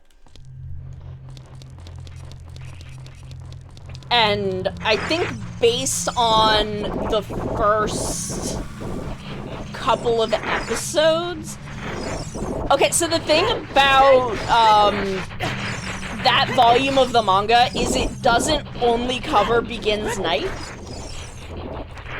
It also covers everything from Message to Double to Begins Night. So it is a lot of Shotaro's childhood. It is a lot of Shotaro's childhood and, like, how he, like, became Narumi's apprentice and all of that, and his time there, and I'm so fascinated for that.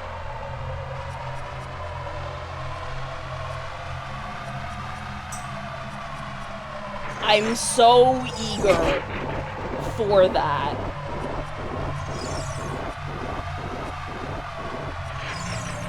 Okay.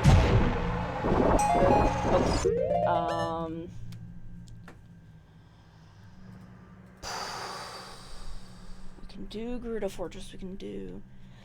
Well, the thing is, in the show, that doesn't matter. In the show, we don't need that stretch of time.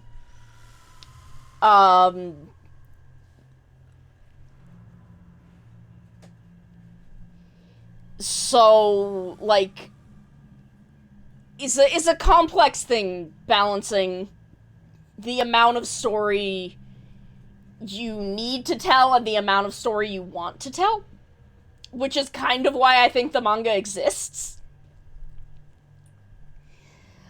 But I do need to do an ad break. We'll be right back. I want to talk more about Double when we get back, though. I love Double. We'll be right back. Hello, hello. How are we today? Are we doing good? You are listening to 420.69 FM, The Cringe.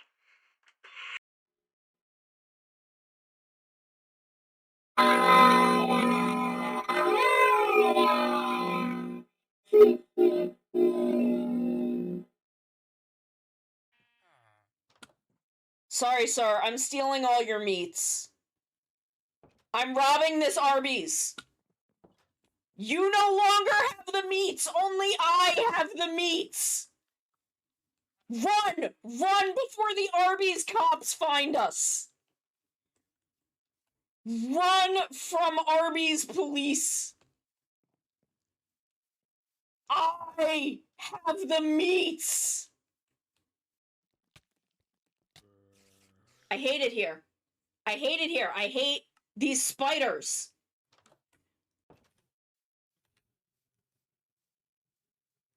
I am ready to get my shit, get out of this cave, and stop exploring this mine because I just can't deal with these fucking spiders. That was where one of my friends did Backstreet's Back. Is that the name of the song? Y'all know what song I'm talking about. And I realized I had never seen the music video for that song.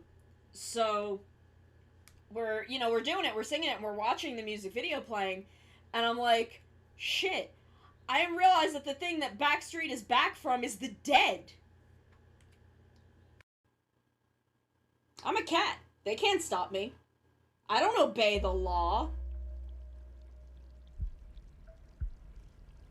This is unethical.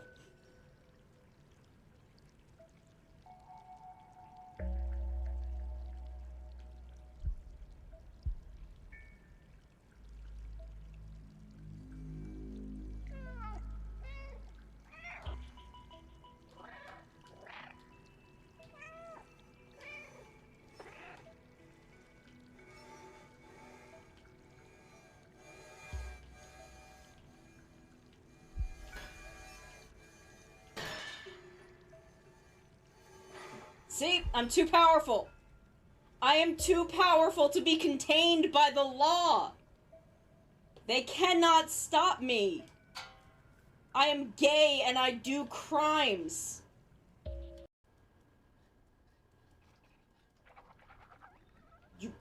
Where did it go? Yeah. Yeah. This is why I brought the bucket. I need defense.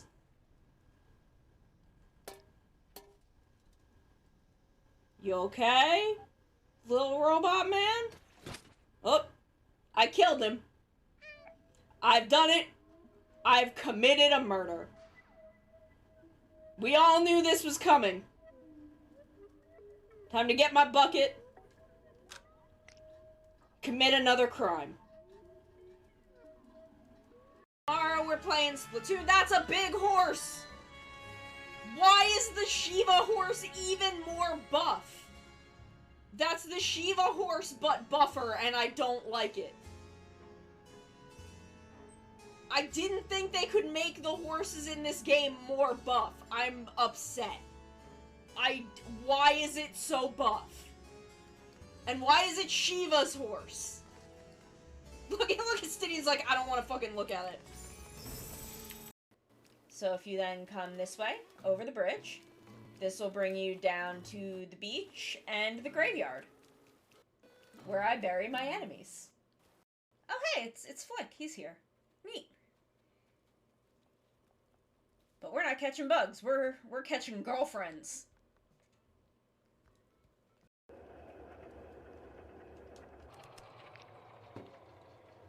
Oh, I guess I could also just pull the plug out. Now I have a battery! Now I'm a cat with power! Both literal and metaphoric.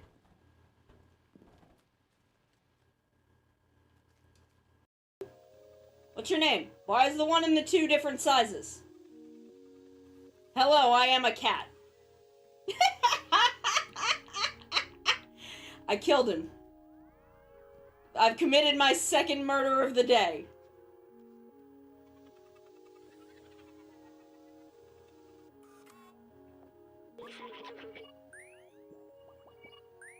Sir, you're just making noises at me. I am a cat. I do not understand your human language. I am a cat. I fell down a hole. That's okay. I don't know your name either. I don't know my name. I'm a cat. Behold my dexterity and... Okay, sluts, we're back. Let's talk more about Kamen Rider.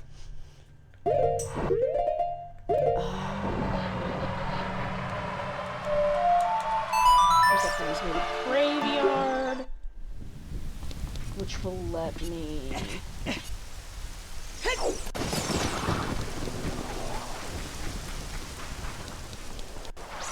Can't get up there right now.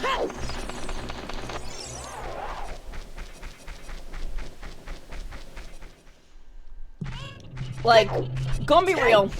Like I said, the thing that I came to Fudo PI for was so that I could get fucking Narmi and Shroud content in this the year of our Lord 2025.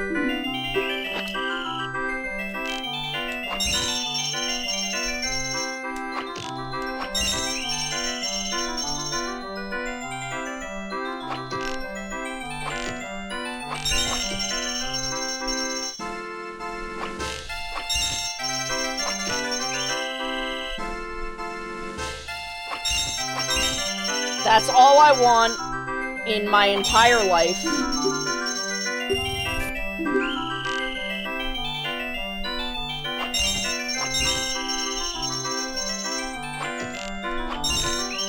I deserve all of the Skull and Shroud content.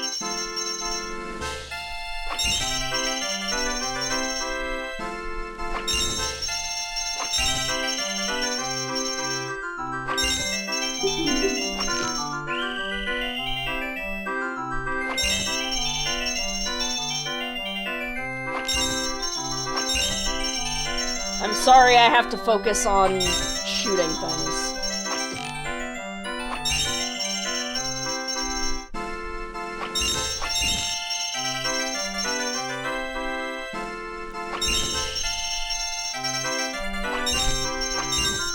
There we go. Oh yeah, double is absolutely a drug allegory.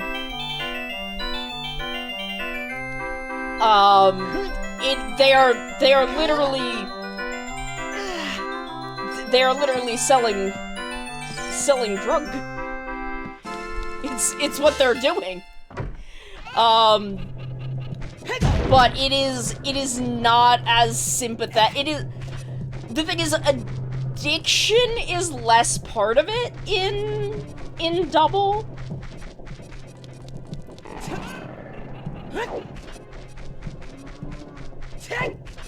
Like, it functions the way selling drugs functions, but it's kind of more like selling weapons.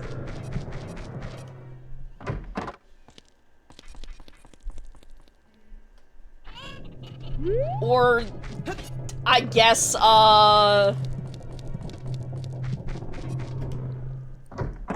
like, maybe steroids, if... It's kind of like selling you steroids and a gun at the same time.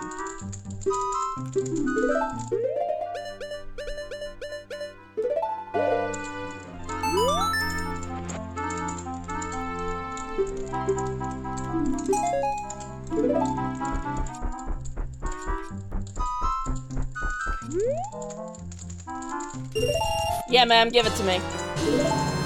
Thank you, ma'am.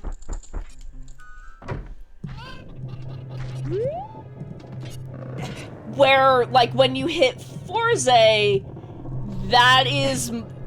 Forze touches much more on using the switches, being addictive. Not a lot, but they do touch on it. Okay, so we don't have anything more in Kakariko.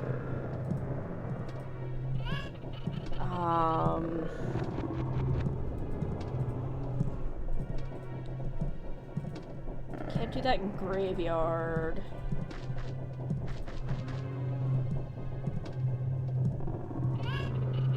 Okay, we can do Zora's River. We can do the Zora's River Skulltulas.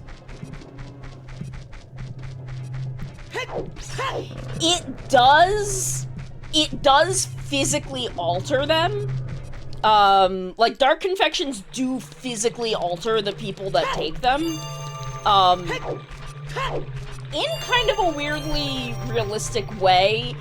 It doesn't give them extra powers. I do think it makes them somewhat stronger. Or at least, like, that kind of thing where you become less aware of... Yeah, it doesn't give them more powers. It just does, I do think it, like, makes them stronger kind of in that way that they're less aware of, like, pain? Or, like, kind of a focus thing? I don't know exactly. Yeah. Yeah. Like, I think it's kind of like that.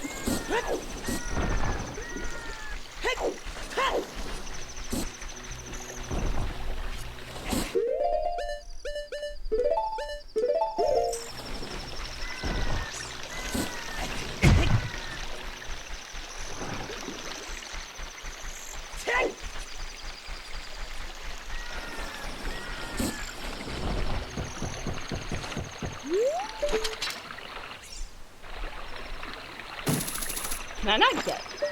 Do I have to be?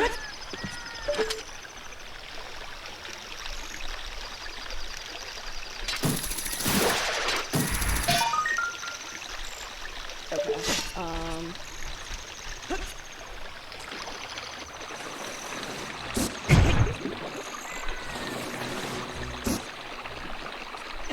That bridge is nothing. Can I get to this one before sunrise?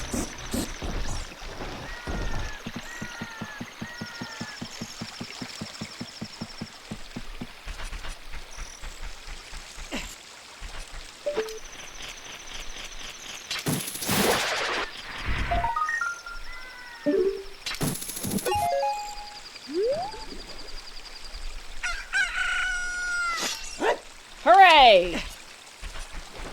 A chimkin!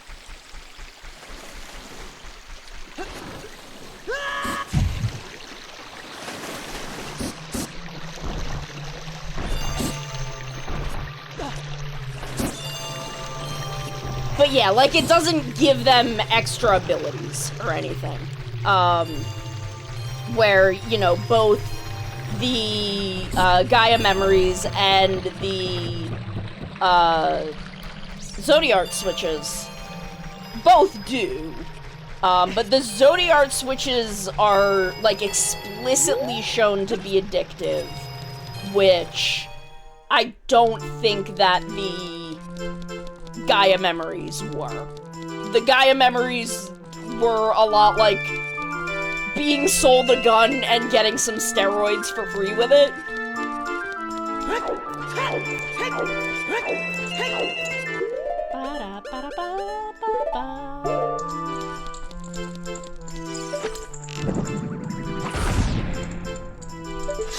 I thought no, maybe I turned it off.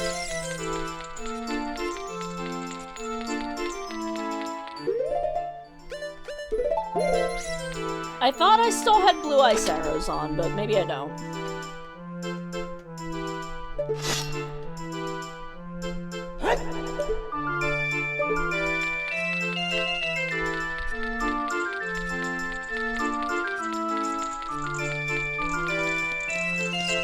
I don't know, they do...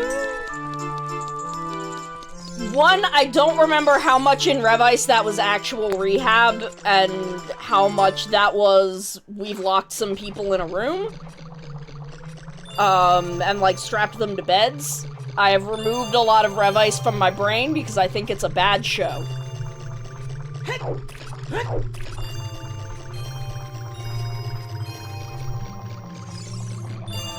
But I don't think that is specifically shown to be addictive?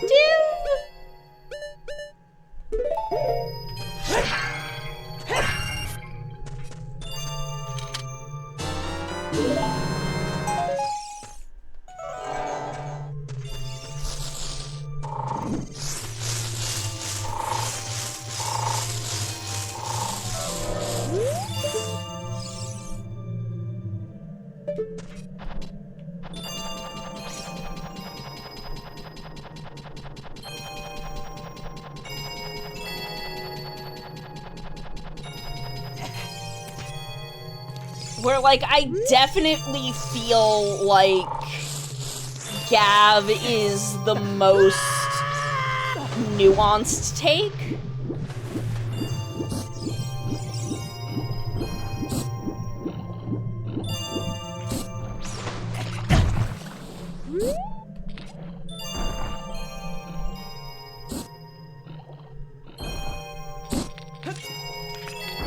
Rev Ice could have... If Rev Ice didn't make its whole thing a big, like, Sins of the Father thing, I think it would have been a much more successful show.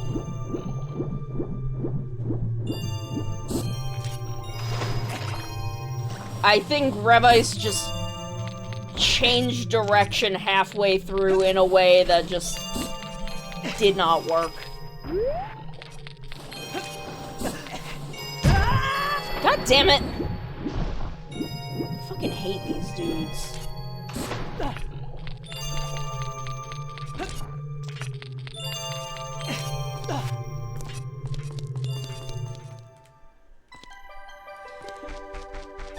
See, I didn't even make it to the end. I made it, right up to when what's-his-face, the kid becomes over demons, and then I got fed up.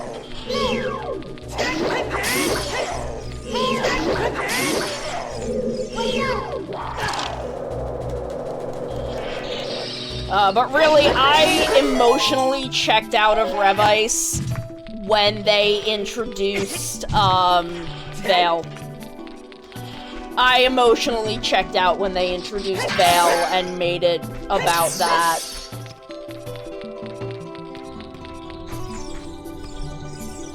Yeah, I know. Like, that was the point at which I got fed up. But I was already extremely emotionally checked out.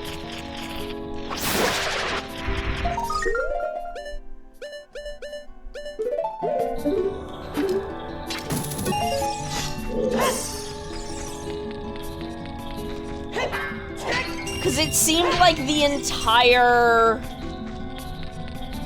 message of the show changed in a way that I was not super down with. Like, it had previously seemed like it was about making something good from the worst parts of yourself, and then it stopped being about that. And I was like, well, I kinda don't like where this is going.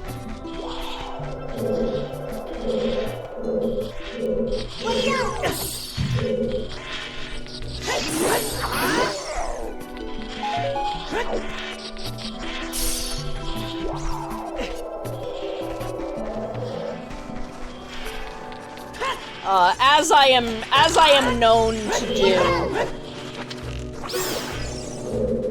if I am not into where a show is going, I will just be like, fuck this.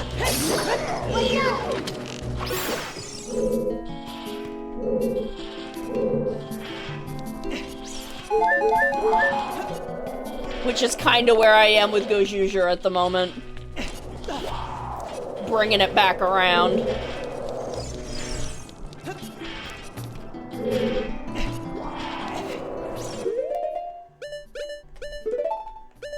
And, like, I'm not even necessarily against a show, like, changing direction.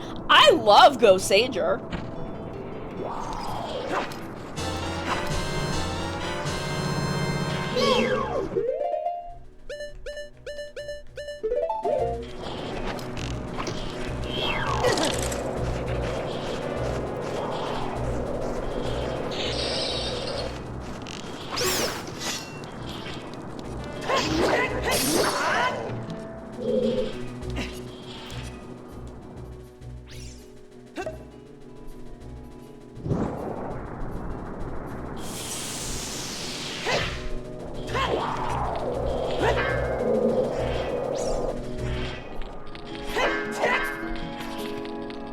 Like, I love Go Sager. Go Sager changes directions every 45 minutes. Go Sager doesn't give a shit what's going on. I love Magi Ranger. Magi Ranger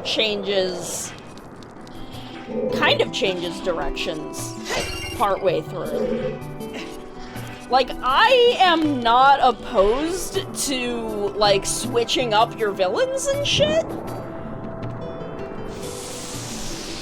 But it has to work with what they've already been doing.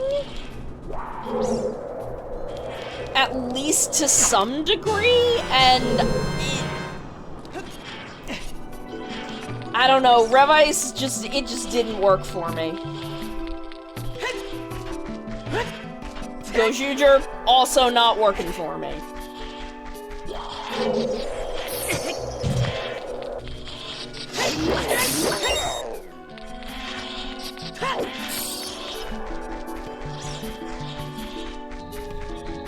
And it's a shame because I love the Veil specials. Like, that's kind of the funniest part of me hating the way that Veil changed Revice. Go Busters didn't change in plot, it changed in tone. Go Busters didn't change direction with its story, it changed direction with its tone, because the kids were not responding to what Yasuko Kobayashi had in mind.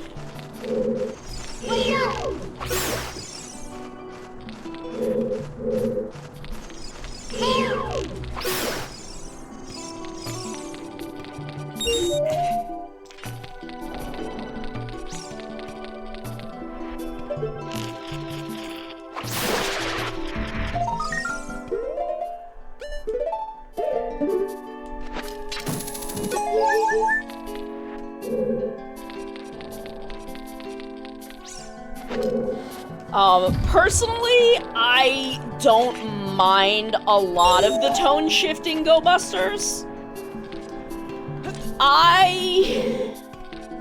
We will see. We will see what I end up doing.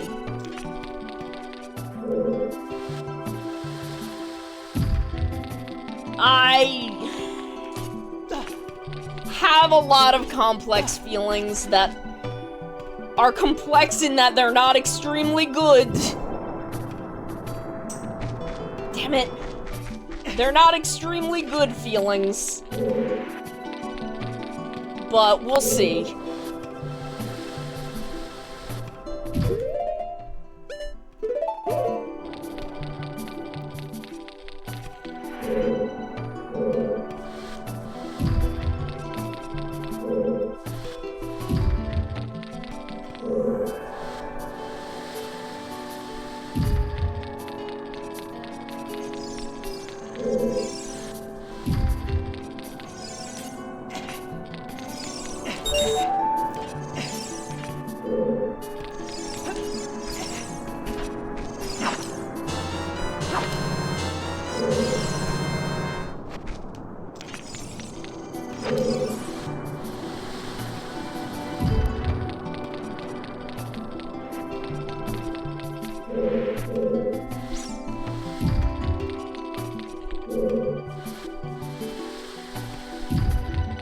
It's hard. I don't like giving up on Sentai.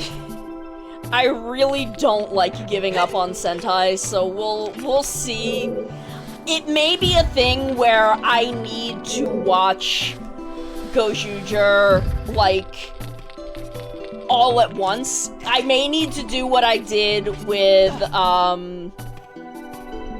Zenkaiger, where I watched all of, like, after I stopped watching Zenkaiger after Zox showed up, because I fucking hate him, and I just needed to watch it all at once so I didn't have to spend days upon days dwelling on the bits that I didn't like. And I think that might be how I have to tackle Gojuger.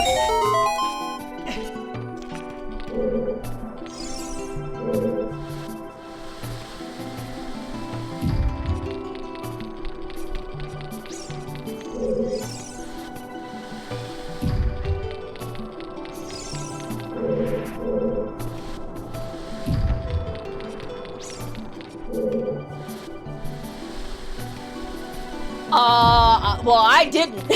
I fucking stopped watching until, like, I think it was after it was, like, the week between when the last episode aired and when Dawn Brothers was starting, that I just sat down and watched all of Zenkaiger.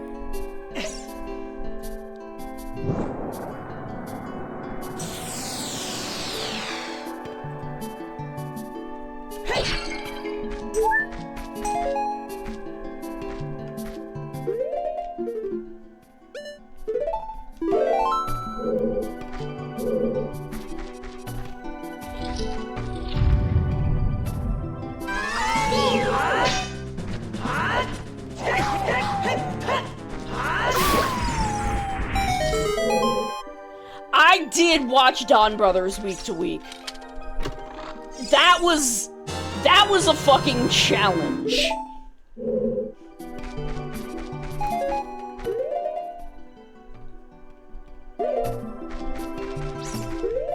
That one was a fucking challenge.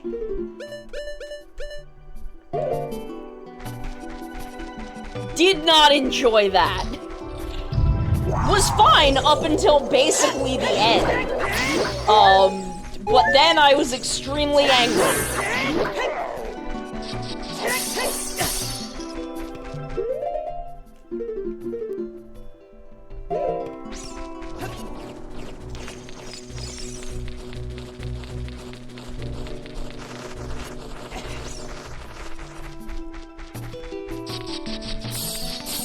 But I think at this point, the only Sentai that I haven't finished are not Dawn Brothers, Ninja and Boom Boomja.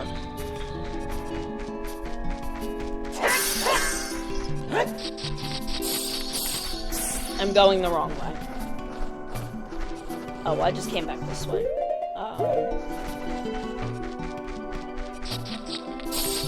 I only have like 4 or 5 episodes of Boom Boomja. I just when the thing happened to Boon, I was like, I need to step away from this. I don't like this.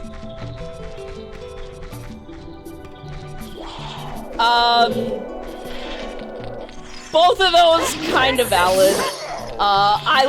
Personally, I love them both dearly. But I get it. I get it.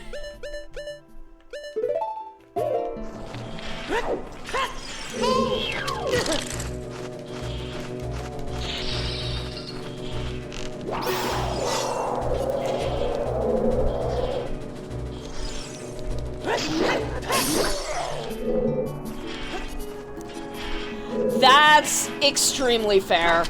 I personally am someone who does not give a shit about the mechs 99% of the time.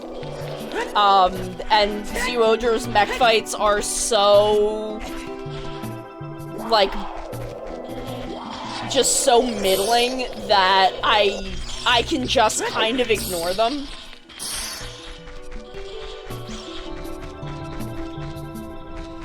That's fair. I'm actually not huge on Akiba Season 2. You know my criticisms of Lupot. I have very strong criticisms of Lupot, and you know what they are. Akiba is definitely not for everyone. And I think that's valid.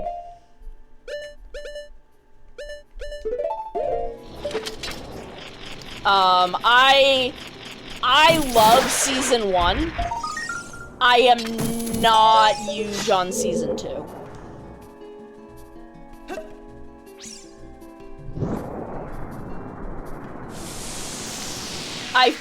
Season 2 is not bad.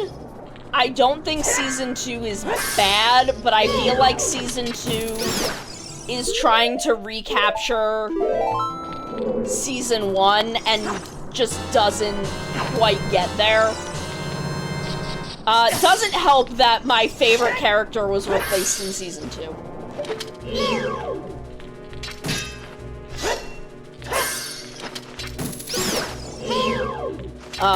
Akiba Blue really worked as the straight man of the group, and the problem with Season 2 is that they try to make Red the straight man. God damn it. I really thought we had Sun Song there for a second.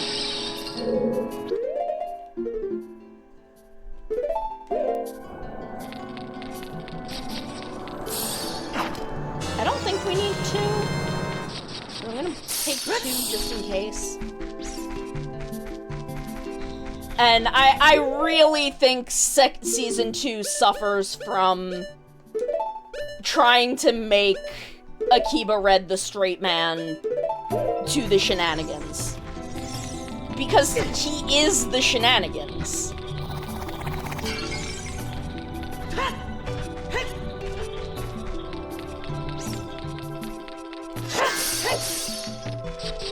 Like in season 1, the whole thing is his shenanigans.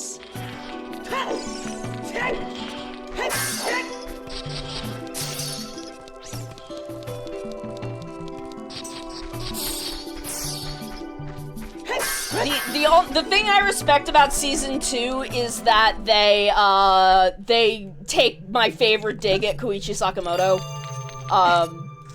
Even though I like and respect the man, I appreciate the shot they took at him.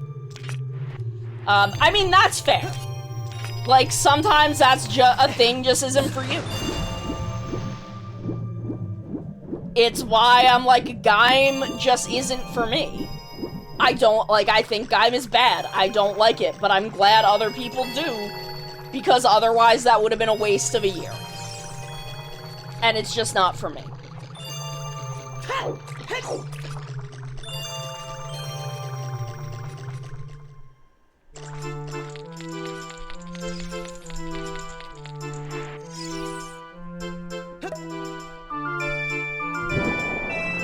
But I do want to go back and grab the last couple episodes of Boon Boon at some point, and I don't know, maybe one day I'll watch Ninja.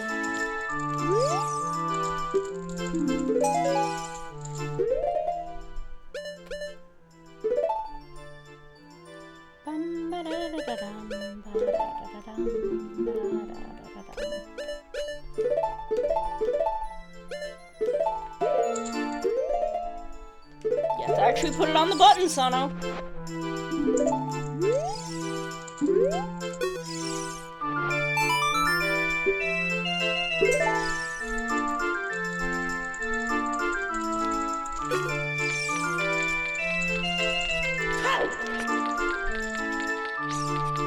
Is this guy nighttime only?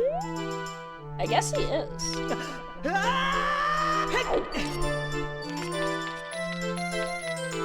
I dropped Ninja as soon as Star Ninja was in an episode preview, but that had very little to do with Ninja, and basically everything to do with the fact that I was pissed off about the way people were reacting to Ninja before it started airing.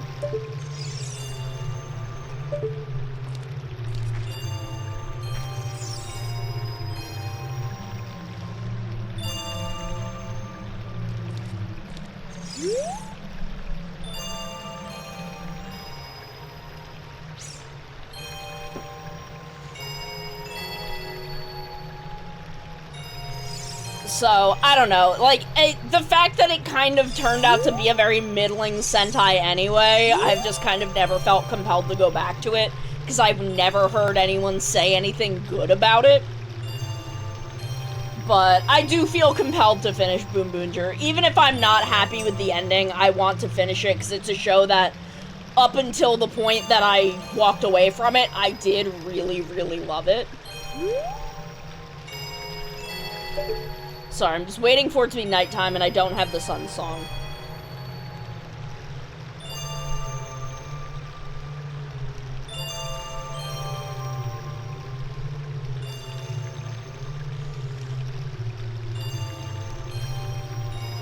Because I think these two Skulltulas are both nighttime.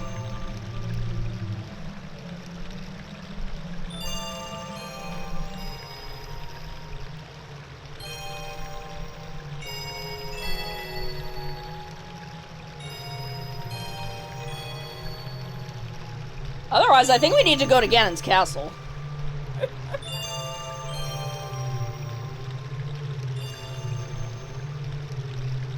You know what I'm gonna recommend? You know what I'm gonna fucking recommend? Changeman. Changeman's fucking wild. Changeman has some absolutely unhinged shit, and it is also the wettest fucking Sentai. Yeah, okay, nighttime. It's so wet. Oh, I love Ryusoldier. Please go back to Ryu Soldier. I was extremely hurt by Nada's death. It hurt me so deeply. But Ryu Soldier's so good. It's so worth it.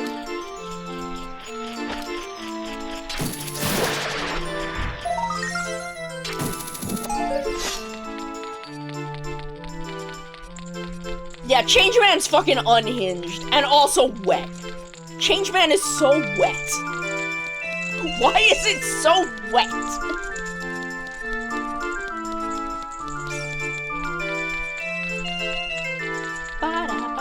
Yeah, Ryu Soldier is so good. Ryu Soldier is truly my second favorite Sentai. Like, Bokenger, then Ryu Soldier. If we're not counting Bokenger because Bokenger will always be in a class of its own, Ryu Soldier is my favorite Sentai. I love it so much.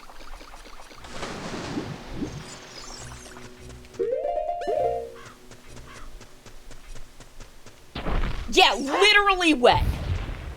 Literally filled with liquid.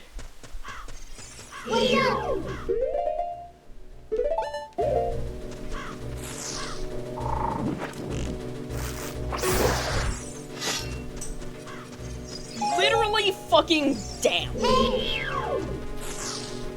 I have one. I don't know how you get. I have a couple of Guzma. I think Guzma and Celebi are the ones that I have, like, really gotten a couple of times.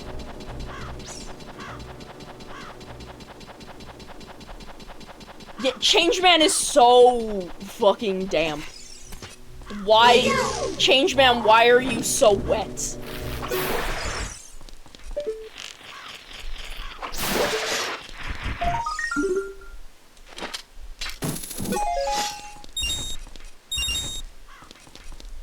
Okay, so I don't need to do this. Fire, do I have the fire? I don't have the Fire Temple boss key, but do I have the, I don't have most of the Fire Temple keys. Okay. Water Temple, I don't have a lot of stuff. Spirit Temple, I need hover boots. Okay, I guess we're just gonna go fuck around at Ganon's castle. Honest to God, like, just everything's fucking wet in Changeman, and I do not know why. I could not fucking tell you.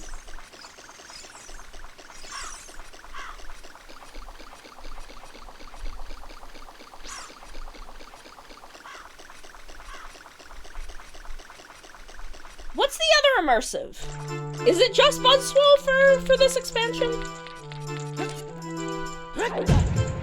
Is it one for the expansion, for, like, 2 for the expansions and 1 for the booster? I like, don't pay enough attention.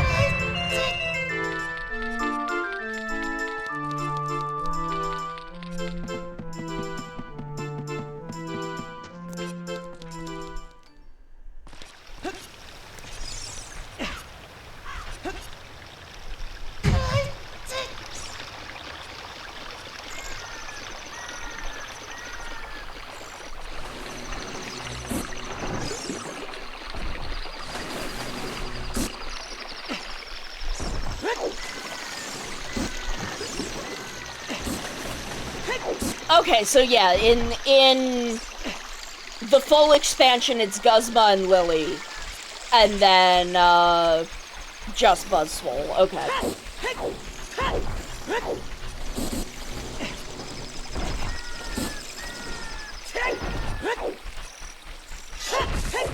Man, I miss Sun and Moon. Sun and Moon was good shit. I never played,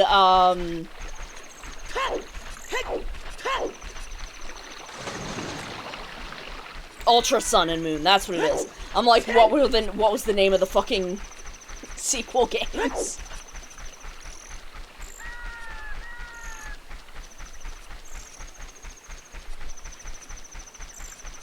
I should probably play them at some point.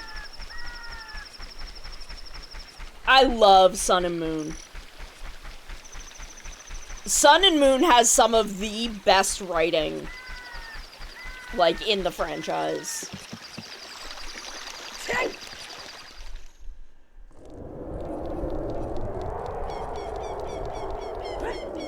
Like, I love the story for Sun and Moon.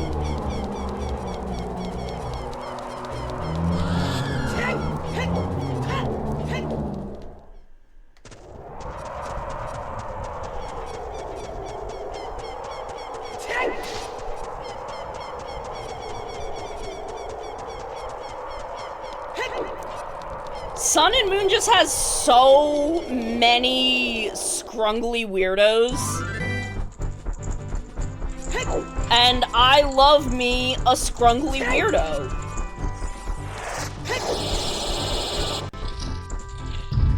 I love when the weirdos be scrungly.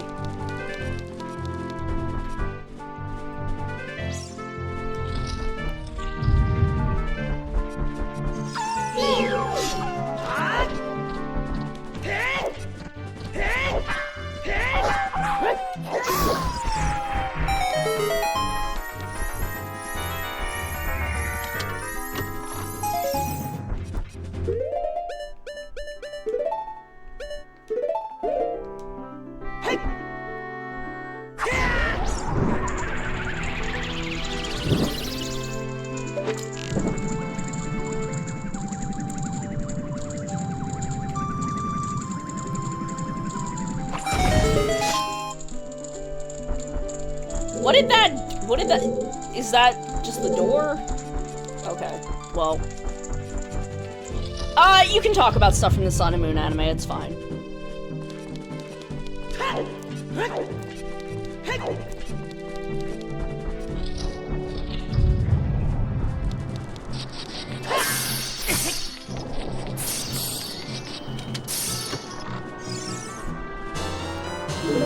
Okay, we're making progress. We're making progress.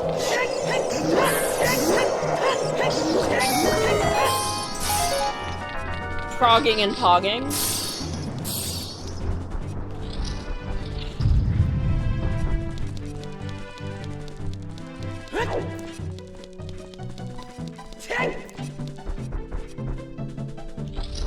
I mean, that's fair, because you, like, there's a degree to which you kind of have to...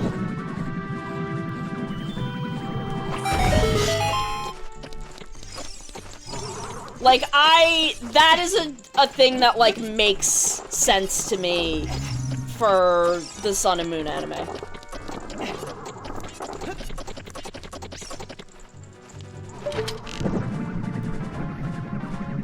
My ass learning that this fucking torch does the same thing.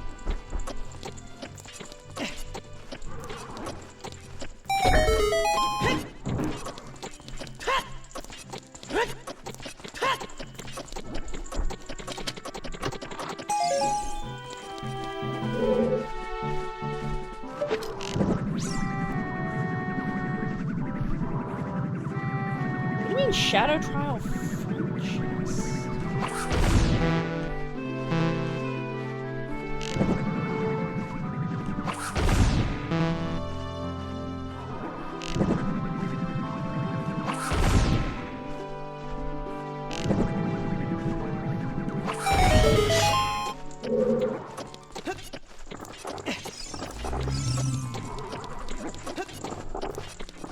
Oh, I see.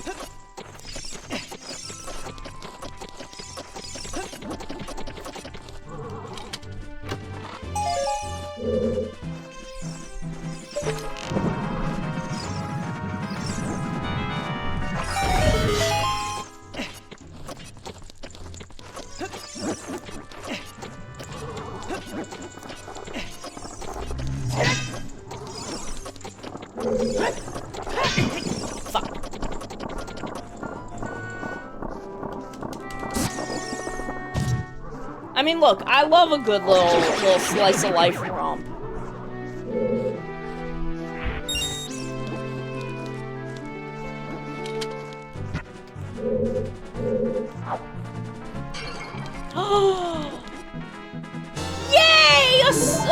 harp song.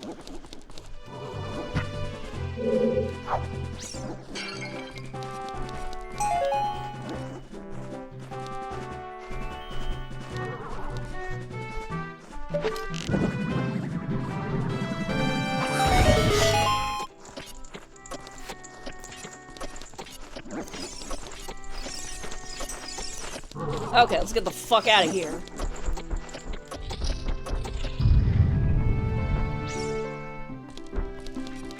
Yeah, I love. He's just a scrungly man. Oh, this is.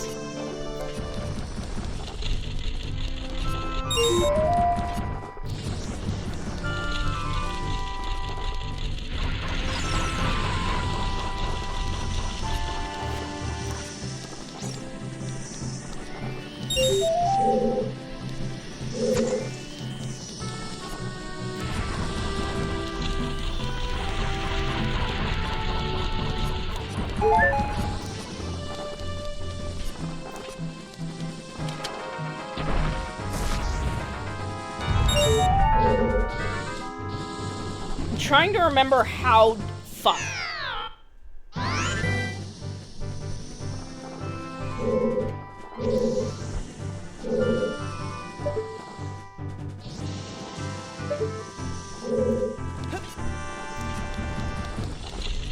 Like, I'm trying to remember how doable this is without, like, hover boots and long shot.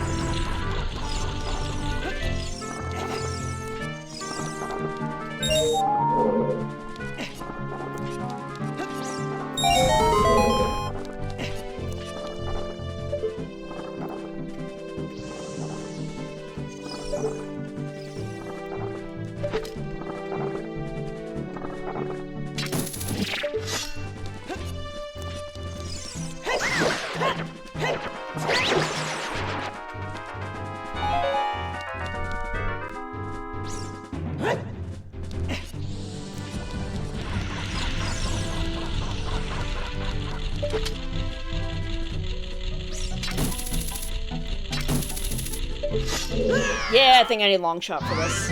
But at least I unlocked it. Oh wait, does Fire Troll doesn't even have a chest. What am I doing in here? I know about Jessie's Beware. I know about her. I know about that hoe.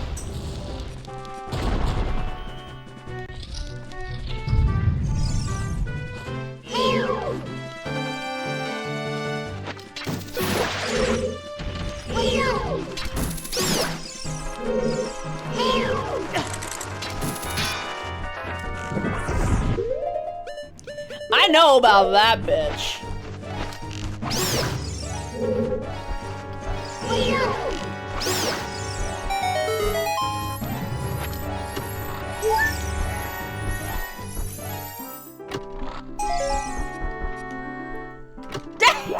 Nice. Good for her. Good for her. She can get their ass. Why is this room shaking?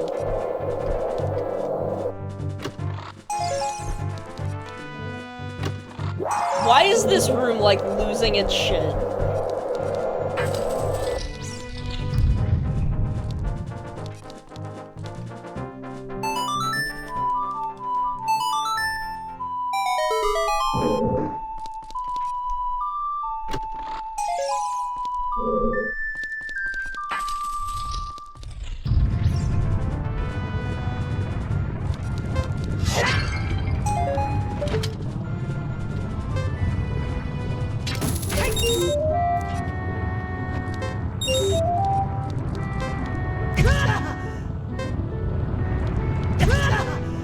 my god! Fucking rocks!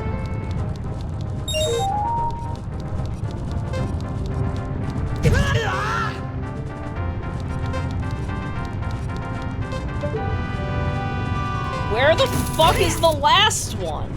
Oh, there it is.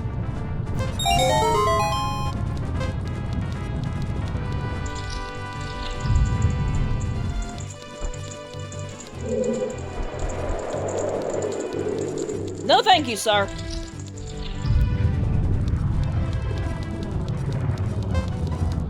I mean, light trial pod 2. There's not another one.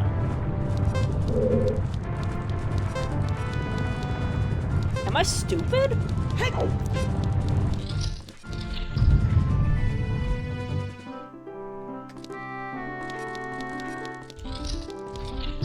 Is it in? It's not in here.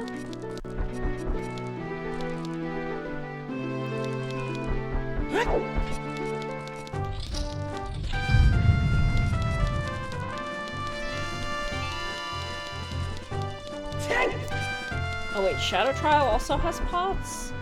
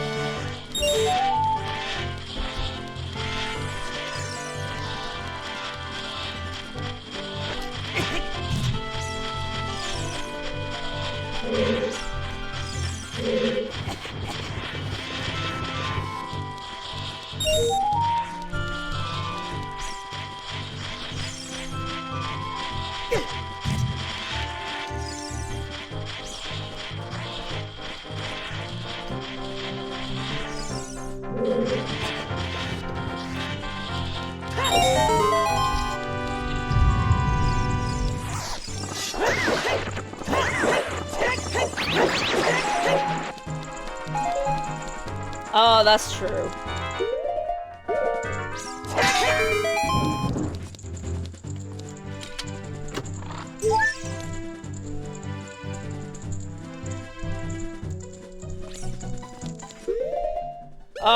Bomb shoes!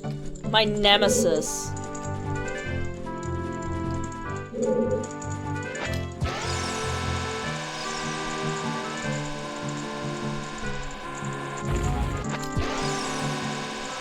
Oh, nothing bounds.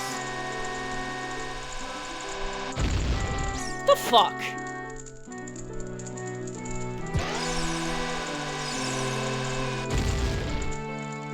The fuck?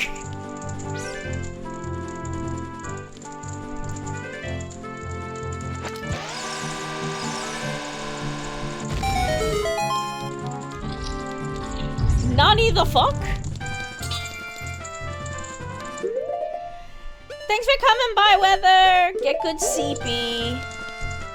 Oh, oh wait.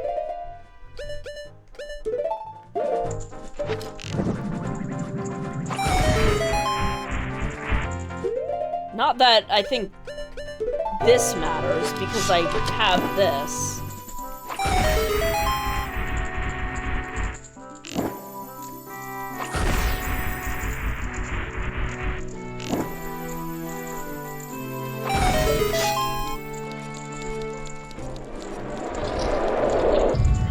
Oh, okay, yeah, there's pots in here.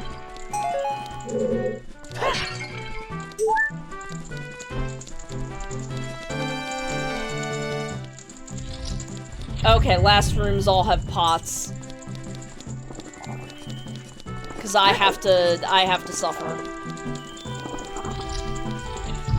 Hi Geo, I am winning. I'm always winning.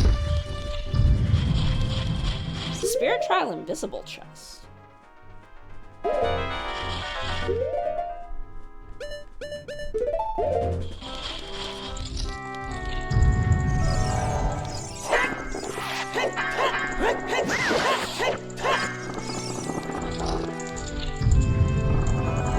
Haha! Even though it has nothing important.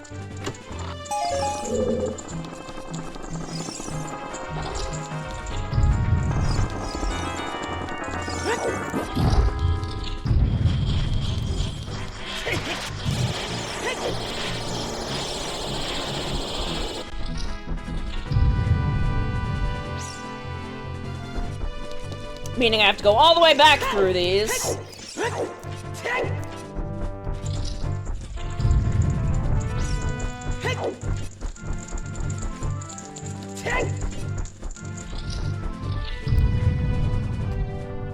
Do a bunch of rooms. I can't. Okay, I don't think I can do a bunch of this right now.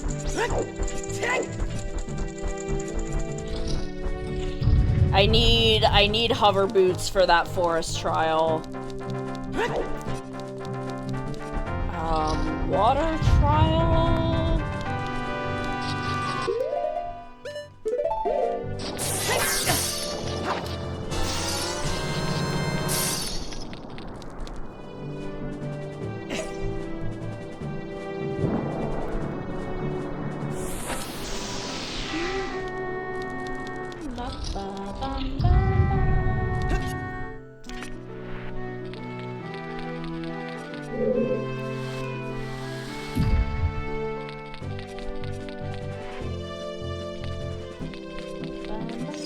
Oh, I think I did this wrong. Yeah, I need to reset this.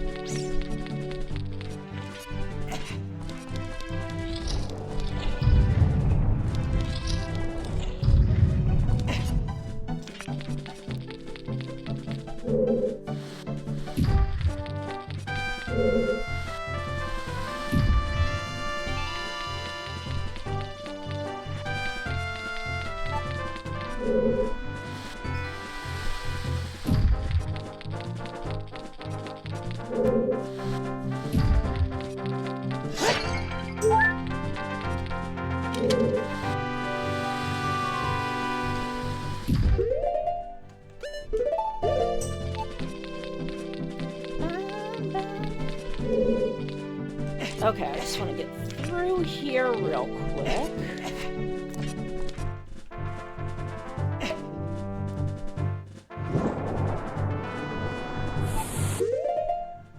Then we need hammer.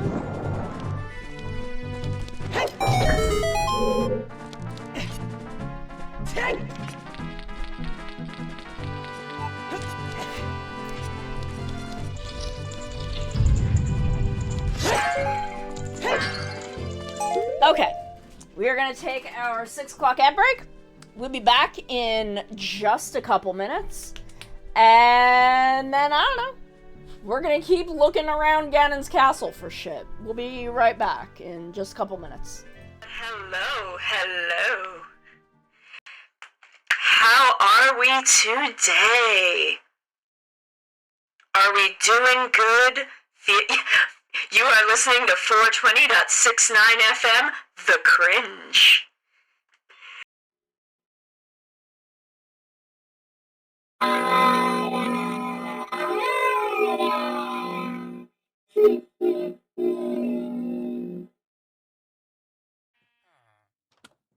Sorry, sir, I'm stealing all your meats. I'm robbing this Arby's. You no longer have the meats! Only I have the meats! Run! Run before the Arby's cops find us! Run from Arby's police! I have the meats! I hate it here. I hate it here. I hate these spiders.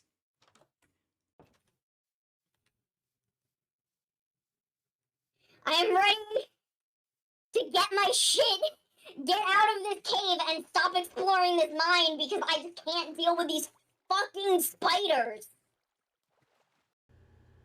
That was where one of my friends did Backstreet's Back. Is that the name of the song? Y'all know what song I'm talking about. And I realized I had never seen the music video for that song. So we're doing it, we're singing it, and we're watching the music video playing, and I'm like, shit, I didn't realize that the thing that Backstreet is back from is the dead. I'm a cat. They can't stop me. I don't obey the law. This is unethical.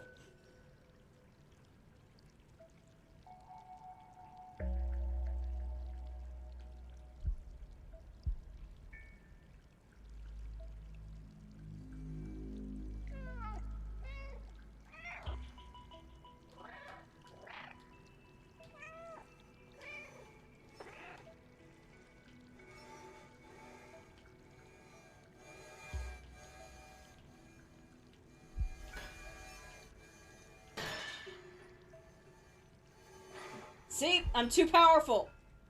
I am too powerful to be contained by the law. They cannot stop me. I am gay and I do crimes.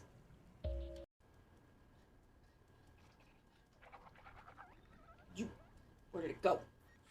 Yeah. Yeah. This is why I brought the bucket. I need defense.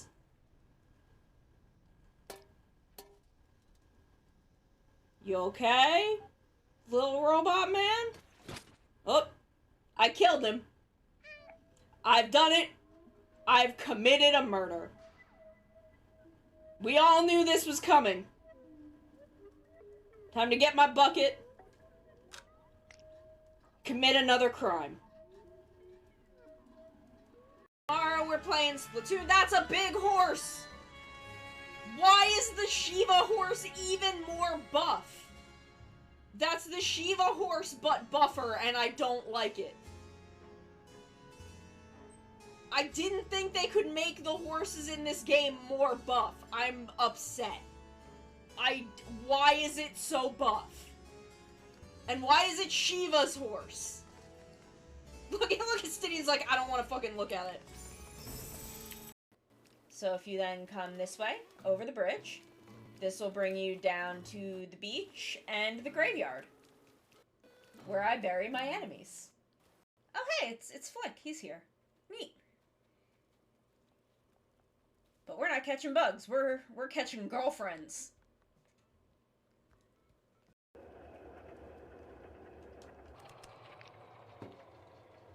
Oh, I guess I could also just pull the plug out.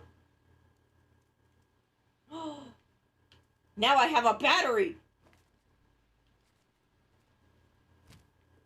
Now I'm a cat with power! Both literal and metaphoric.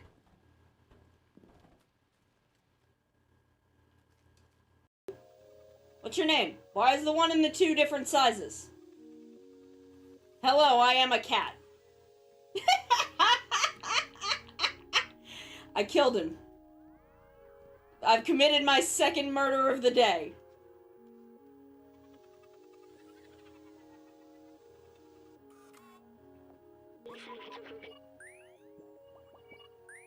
Sir, you're just making noises at me. I am a cat. I do not understand your human language. I am a cat. I fell down a hole. That's okay. I don't know your name either. I don't know my name. I'm a cat. Behold my dexterity and grace. That's what I say when I'm trying to pick up girls. And then I fall flat on my fucking face. Okay, we're back.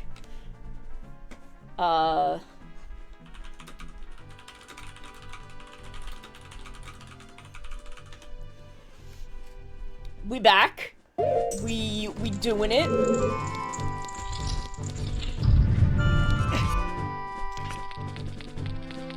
We going, we living, we vibing.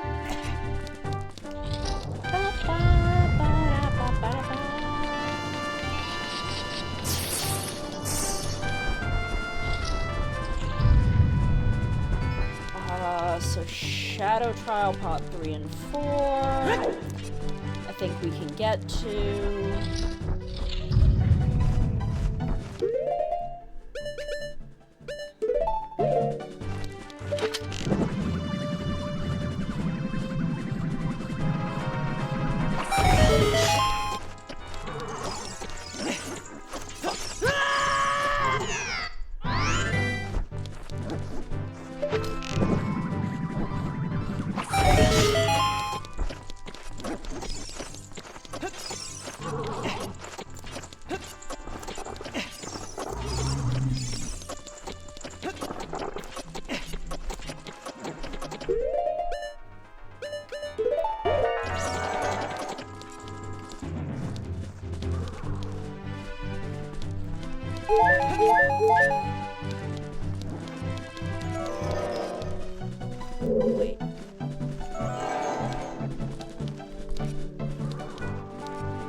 just jump?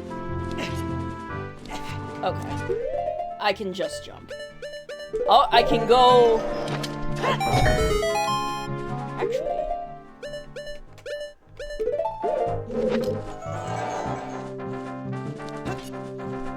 Okay, that didn't work. But...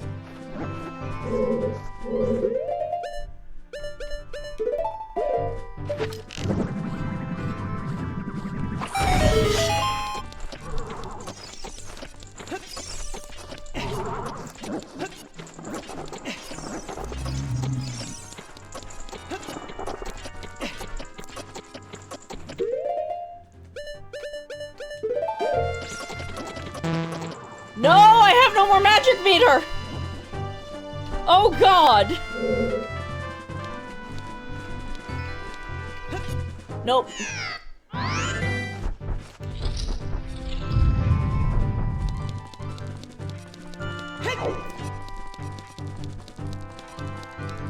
Okay, gotta get those light trial pots, and then we'll just start climbing the tower for some shit.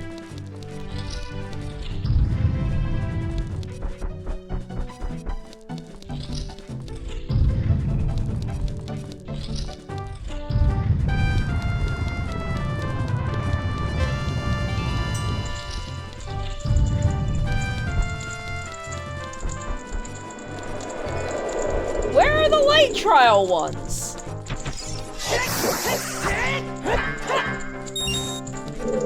Where are they? They're not over here. They're not where they go.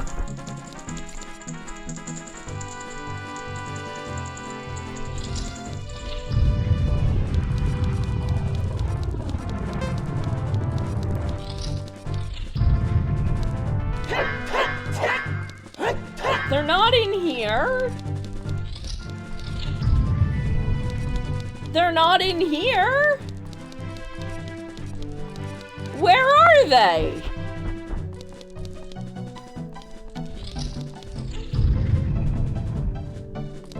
Fuck, am I stupid? Where are they?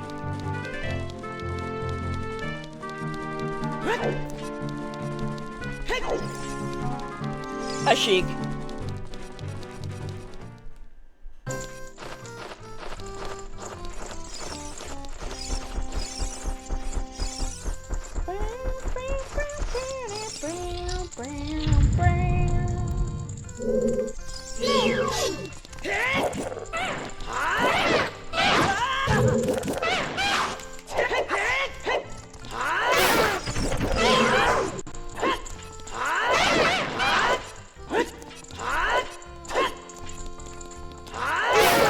This man can't fucking find me.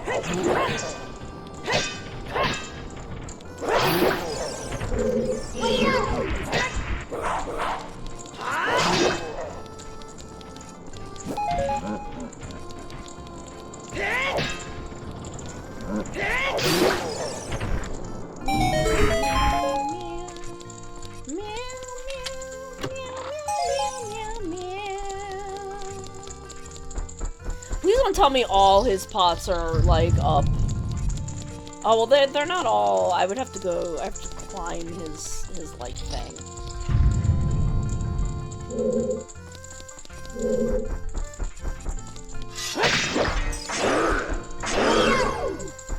Come here, buddy. Get over here.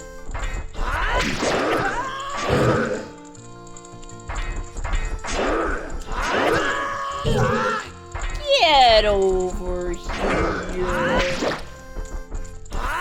Funny lad. Ma'am.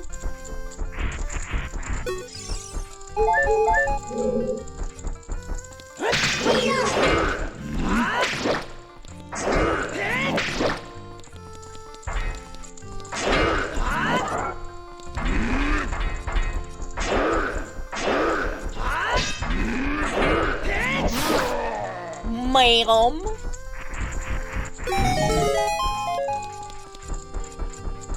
Hello, ma'am.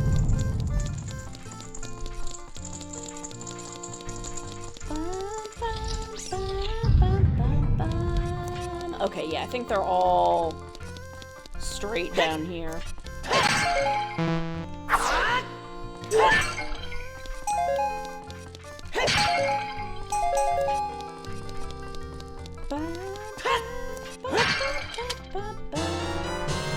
Okay, fire temple keys is good to have. Bottle.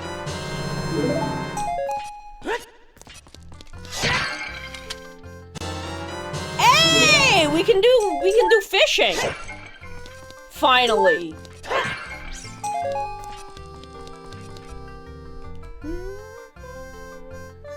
Where are Deku scrubs in here?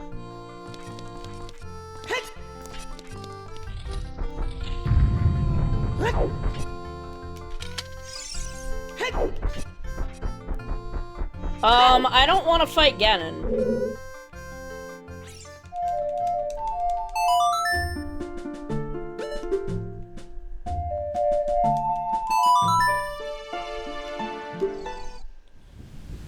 Where are Deku scrubs in fucking Ganon's castle? Where's that? The fuck? The fucko? Question mark?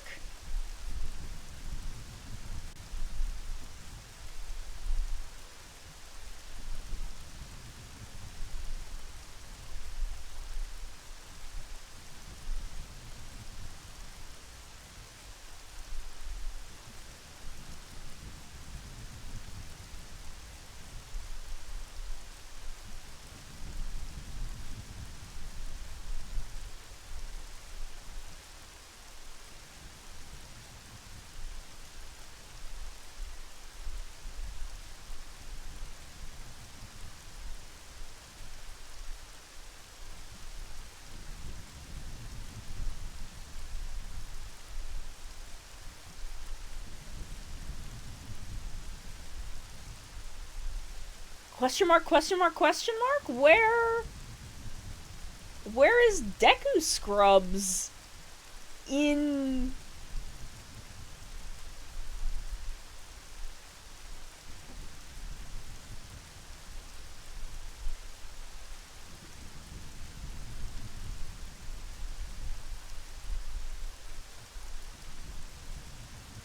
Excuse?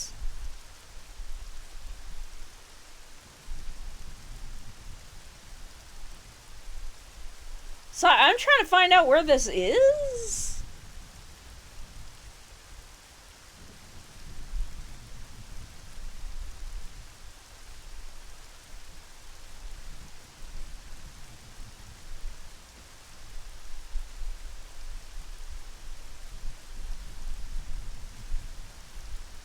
Where are there Deku Scrubs in... Okay, wait. I see. Okay. I see. I see.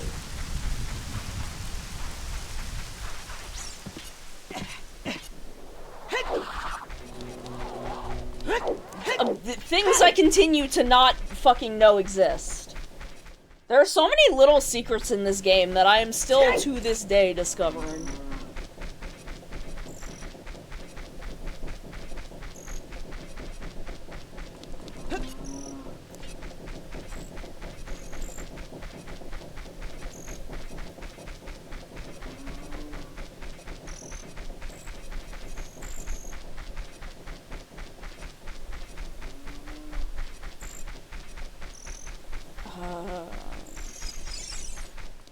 Do we have the...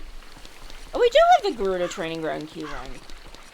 Why have I not done that? Why have I not finished that? We have to go do some stuff out there anyway, so... We will, we'll do Lake Hylia and then we'll head over there. After I do these Deku Scrubs.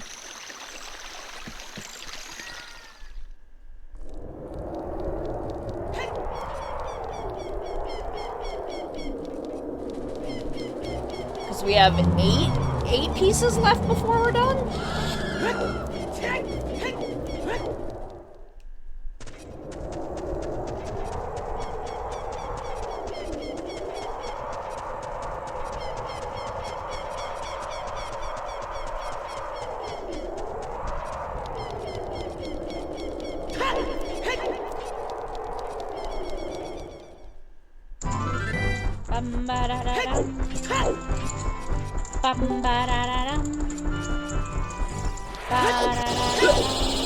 Hello? Hey! Hello? Buddy? Hello? Hi. Did you know you could just come back here? Did you know there's a... What? You see where I am? You see where, like, in... Yeah, you're in... somewhere brown. I don't know. I'm in Ganon's castle. Did you know you could just come back here and there are some guys? Yeah, I have definitely... I've definitely played The Legend of Zelda Ocarina of Time for the Nintendo 64 entertainment system. Of course! What do you think? I've never touched this game son in my life. Oh. I've never. I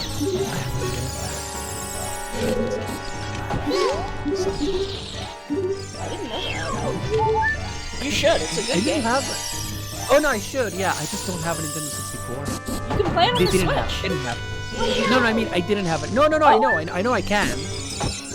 Yeah, I'm just saying. Yeah, no, that's fair. I'm just saying you should play it now.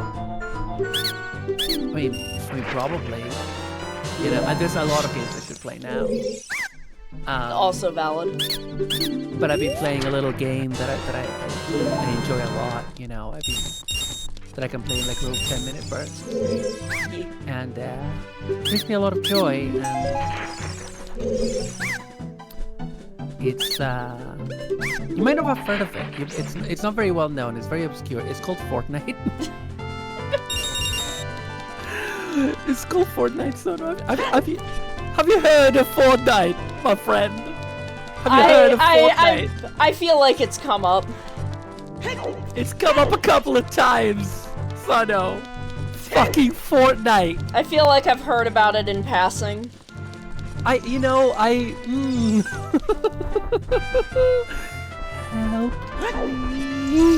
I definitely didn't play it one time because Toei dragged me in kicking and screaming because of King Oger maps.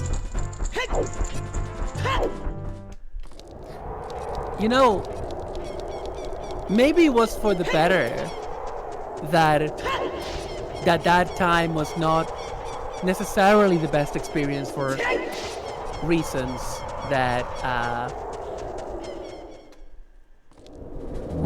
reasons that my producer is telling me not to bring up. For my producer is waving at me from the booth. It's Maya. Maya's waving at me from the booth, going like doing the like, you know, the cutting the throat kind of like you know. You know, reasons. For reasons. I hope that you enjoyed those worlds anyway. I mean, they were beautiful visually. I didn't have fun playing them. Yeah. But it was cool to like get a really in-depth look at those maps. Yeah. And like and all of the the CGI building that was done for King Oger. That was very cool. Yeah. It's interesting how King Oger has, because like, do you remember when we were watching King Oger as it was coming out? We were all speculating on whether this was a permanent change for Sentai, or if even if Sentais were gonna be located on Earth, if they were gonna have more of this kind of thing. And my understanding, like, they haven't. Right? They haven't in Sentai. They are using this technology a lot in Kamen Rider Gav right now. Okay. Okay. They're really, and I'm assuming they only have one studio where they can do this, which is why it's kind of relegated to one show. Yeah. I mean, I think they started like, do you know how Dawn Brothers had that like I don't really know enough. I only watched like 5 episodes of Dawn Brothers, but like, you know how it had like that world in which that dude was imprisoned. Yeah, I At the think start. they used it. They used it sometimes in Dawn Brothers. They Yeah. had been experimenting. I don't think they actually used. I'm not sure if they used it during Saber, but they were doing, because Saber was deep in fucking pandemic times. They were doing a lot of experimenting with compositing people into places in Saber. Yeah. Yeah. Some of which were actual locations that they had that I think they just filmed empty and green screened people into. I don't know, because I know you don't like the suits for Saber, so I don't know how much of Saber you have actually seen. I've only seen like the opening, and I've seen all the suits. Like I've seen like pictures of all the suits, maybe a clip here and there. There is of different- but not really any of the story. a location where a very weird dude exists, and that location is extremely composited together in Photoshop. Amazing. I love. It to is. hear it. We love There to is hear it. another location where they also did this, where the villains hang out. And the compositing is fine. Like, it looks totally normal until you are really scrutinizing the background, and then everything feels just a little off, which actually I think is on purpose, because it's in, like, the world of stories, like, where stories exist, so it's not, like, it is a slightly unreal place. So... Yeah. I think that's actually, I feel like it was done on purpose, that everything looks good until you scrutinize it a little, and then it feels a little weird. I dig that about it. I feel like that really works. Yeah. Like it's yeah. Yeah. But yeah, I feel like they were experimenting with that, so, like, they used the pandemic as an excuse to kind of fiddle around with that, and then, you know, probably were setting that up during the pandemic, and were utilizing it a bit during Dawn Brothers, and then King Oger was where they're like, okay, we feel like we have a good handle on this and can go absolutely nuts.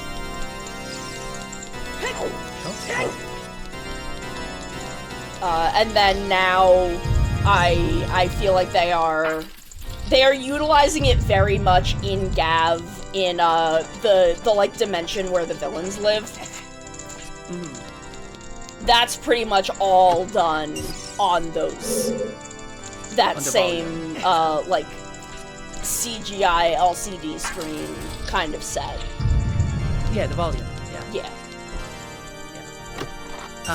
But it is interesting because, like, I really thought, I don't know, I guess there was like a vibe.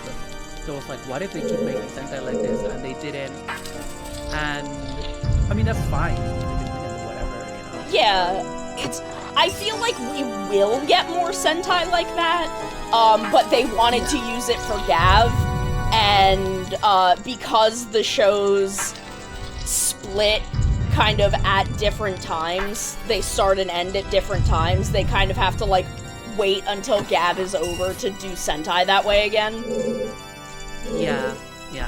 I think it's interesting because, like, King Oger had it actually did have a lot of location stuff, even when they were not on Earth, even when they were on because there wasn't their planet called Chikyu in katakana. Yes. It was... Yeah. The way that I saw it localized is that King Oger's planet was generally called Terra, and then, like, Earth was Earth. Although technically, it should have been localized as Planet Chikyu. But well, depending on how they used it, I guess. But yeah, I think it opens, because, like, when you look at the sets that they actually use, that were not in the volume. I mean, they had sets within the volume because obviously they had the sets for all the different throne rooms. Like, they did have a bit of a physical set in the middle of the volume, obviously. Yeah. But in terms of like locations, they had that little village from Resoldier, from the opening of Resoldier. They had obviously quarries because can't do Sentai without quarries. Can't do Sentai without quarries. And then I don't know what else they had. There was like an exterior physical location. Everything else was like inside. Well, there were some. The streets of Nkosupa, they were just like alleyways in Tokyo. Yeah, you know? and Kosupa was kind of like that one where I'm like, man, this is gonna be really easy for them to do like just normal shit here. Yeah. I guess like the market, the outside market in the kingdom of Japan, of the state of Japan. Tofu. Yeah, I think they went to Kyoto Park for that. They also used some of their like the rivers that they usually go to. Oh yeah, of course. I mean, yeah. You know, it's not Sentai without a good river. Yeah, but in terms of like aside from like the classic locations like that are just like a cool background for a battle, it was literally mainly like it was there weren't that many. Like, I'm pretty sure that the Ice Kingdom didn't have any out of studio exteriors. I feel like they may have had like one or two. They had some, I feel like some actual locations outside, like not full locations, but they would just be outside and have put a bunch of fake snow out there for some of the bits where they just had the prisoners like digging around. Yeah, true, yeah. But it is interesting because like I feel that show opened the doors to them doing it again if they want to, but I kind of wonder what is the like I don't have an answer, but I kind of wonder how the cost of doing all that compositing and all that CGI, even with the volume, how that weighs against shooting in actual locations for them. Yeah, and like, I am at that budget. Yeah, I am interested and curious about that because, hey, Dan, because of how, like, Gav doesn't use it sparingly, but is not as, like, quick to, like, the vast majority of Gav is on normal human Earth. Yeah. But they like, have done a lot. And any time we're over there, like, they, like, introduced the president of the monsters, and, he pretty much entirely is in an office in the volume. A lot of those sets use it. So I'm wondering if it is cheaper still to primarily do stuff, traditionally, but if they can get away with it, like, if there's a good reason, they'll use it. The thing is, like, for like all of the classic locations that they use, like by classic I mean quarries, the forests, the rivers, and the bits that are clearly shot at the Toei lot.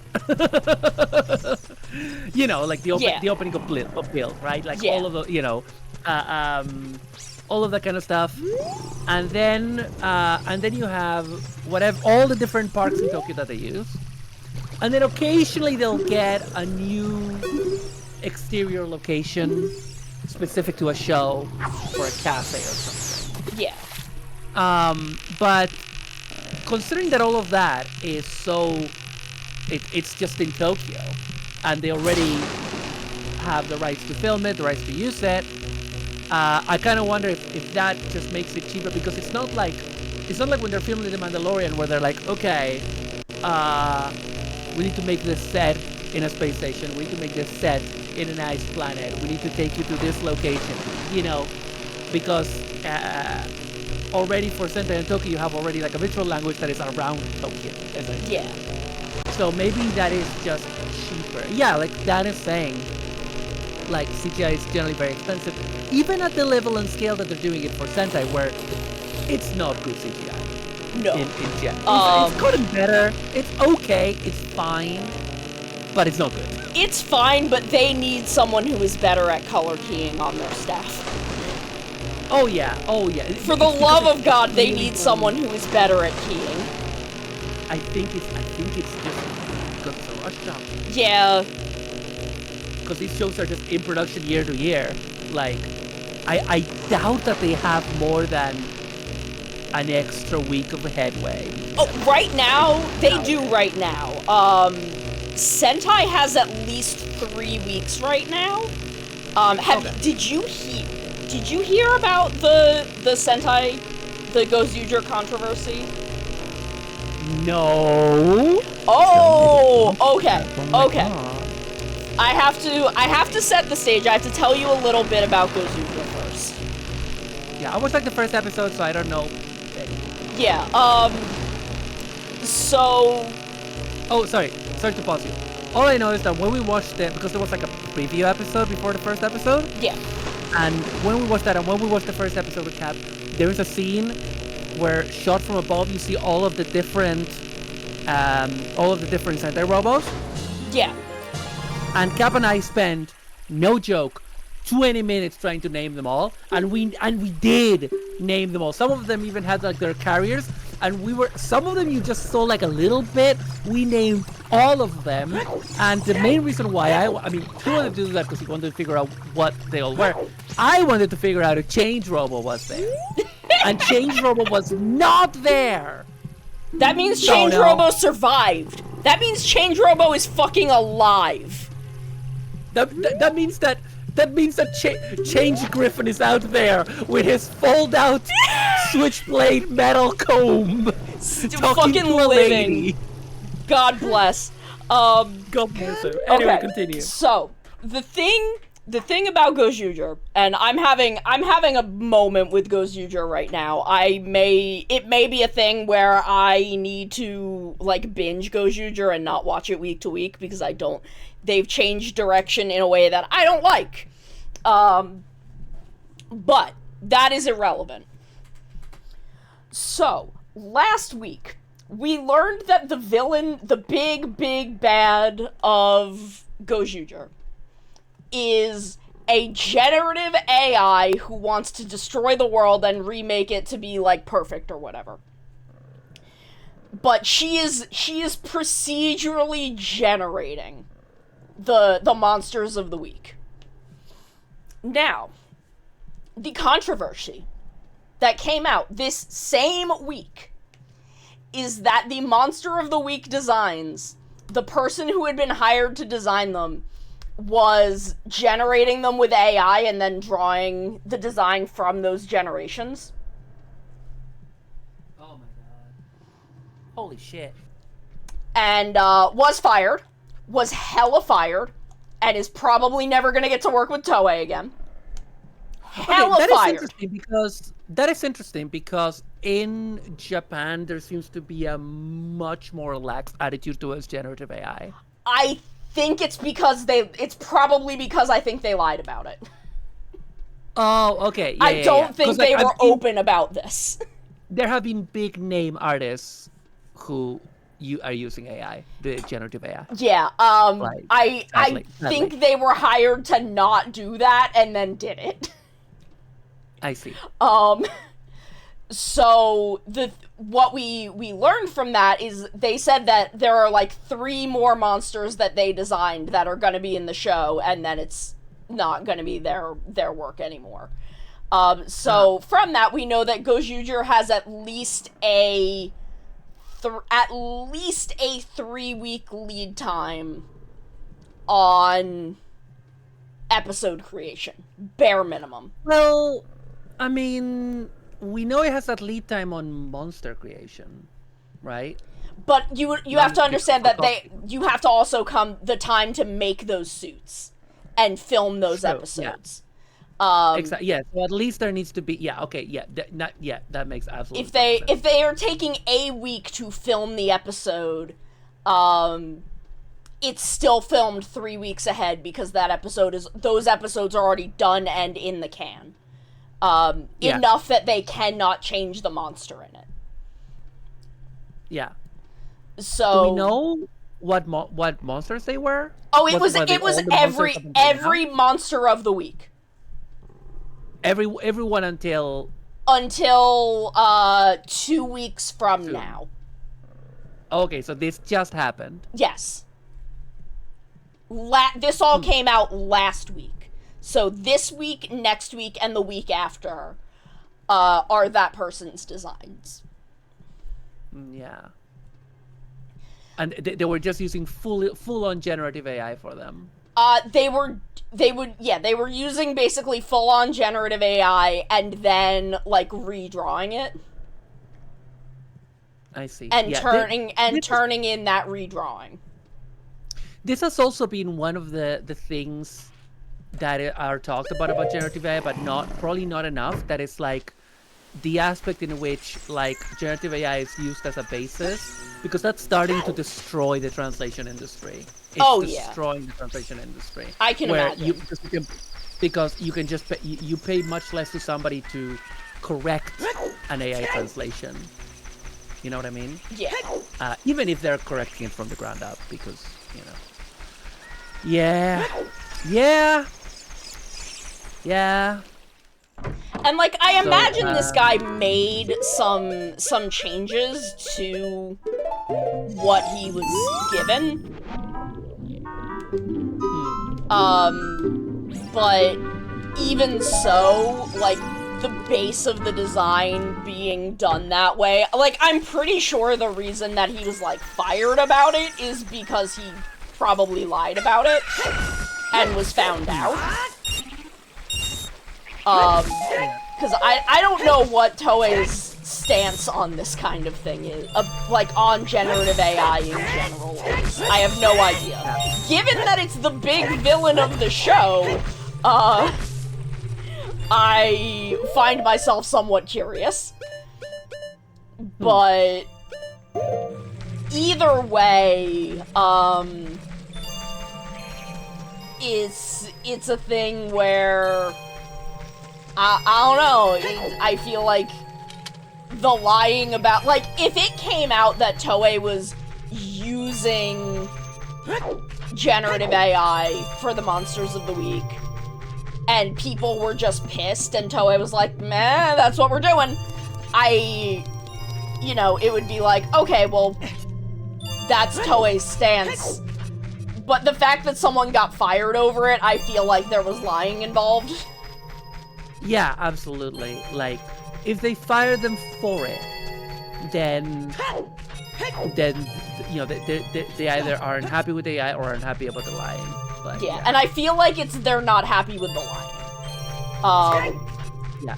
Because Toei has never been one to be like, yeah, we're not gonna cut corners. We're not gonna cut corners and try and save some money. We would never! We're definitely not gonna reuse the shuttle shield from Force for 15 years! For 15 years! They still doing it! Yep. Isn't there like a writer in Gab that has it? Yeah, I think so. Or something? I think so. Or what's the previous one? Was it? New writer? It wasn't Geats. No, the one with the chemis. Gotchard, that was it. Gotchard, yeah, Gotchard. So yeah, like, Yeah, I'm pretty sure didn't Gotchard some used it. writer in Gotchard have like that shield? And I'm like, if you're reusing it that much, it has to be the same prop because like, otherwise, why would you make new props when you can just make a brand new design? Like, right? Yeah, I mean, I you do have all feel these like designers. sometimes they will recast it, for certain things that, like, they would want to still have access to, but I know that in Geats, they painted over a couple of helmets, like, 3 or 4 times. Yeah. Yeah. I mean, there's been so much reuse of, like, one of the things they've gotten so, one of the teaks that they have squeezed the most were those, like, I can't remember what they're called, the gamer writers from X8, the ones that were like mass produced. Oh, yeah. I can't remember. Like, because they made so many and they were basically blank slates. Yeah. So they've reused them Oh, so much. they use those chess pieces all the fucking time. All the time. That I mean, it's chest also armor, like a cool- Oh yeah.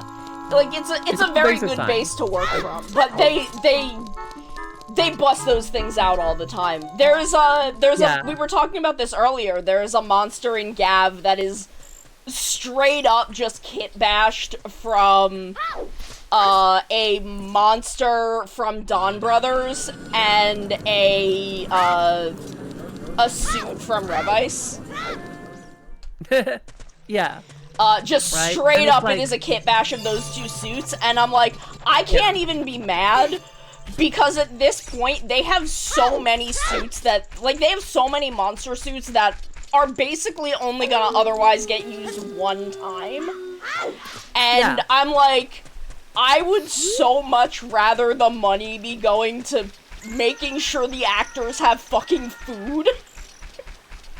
Yeah, and like when you talk about like the only suits that they really need to keep are basically the main writers. Like I mean long term. I don't mean for the next couple of years. For the next couple of years, they're gonna need all of them. But like I mean like in the long term, the only thing they need is like main villains, like major antagonists, like 3 or 4. Whatever the protagonists, like in terms of writer, for example, they only need like the base form of the main writers, maybe the ultimate form, the basic weapons. So for Forza, for example, Forza is not out there using that shield all the time. In fact, he barely uses it. So of course you get, like, you're not gonna, if Forza shows up again, you're not gonna need that shield. Yeah. Right? You will need the Forza suit, but you're not gonna need that shield.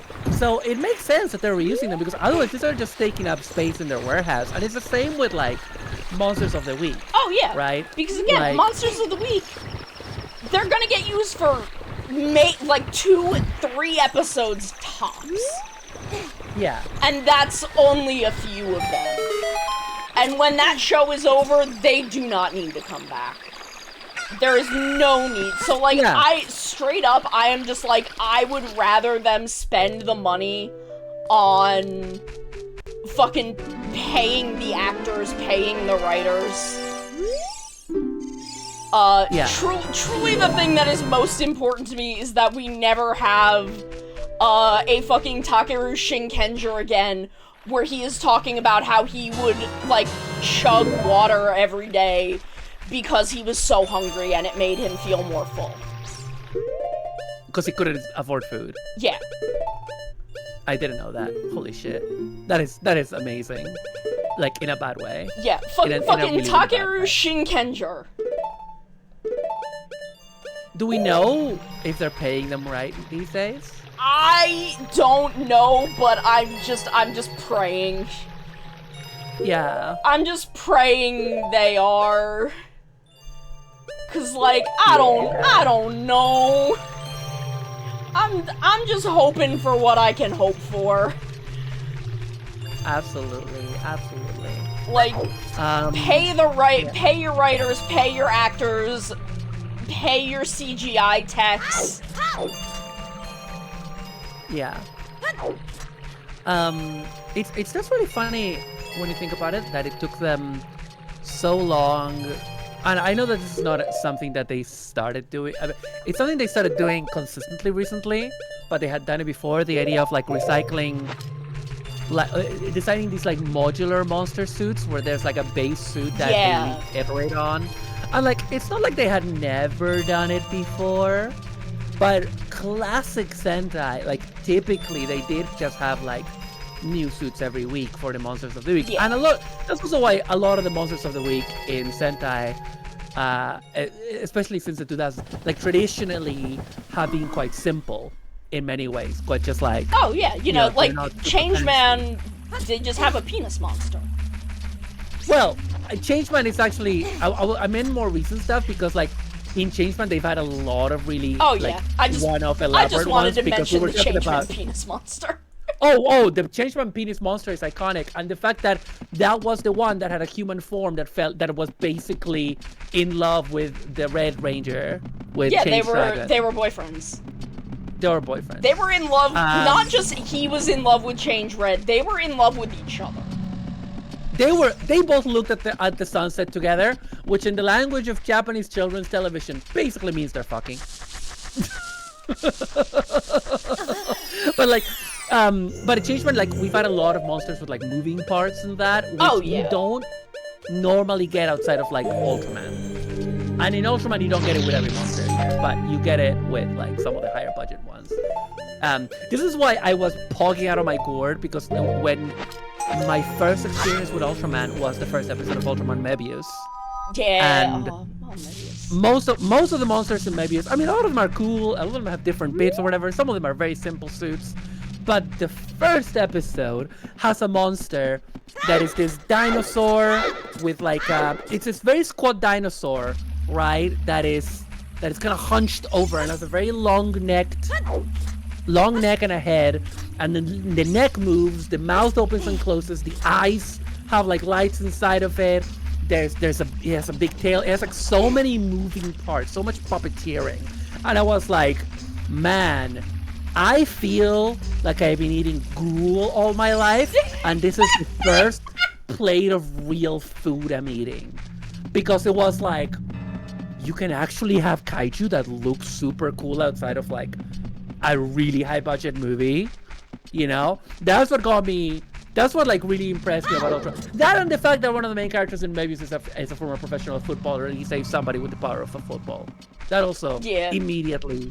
And he speaks random Italian. That immediately endeared. I love George so much, and I've so now good. watched a lot more of Mebius than you.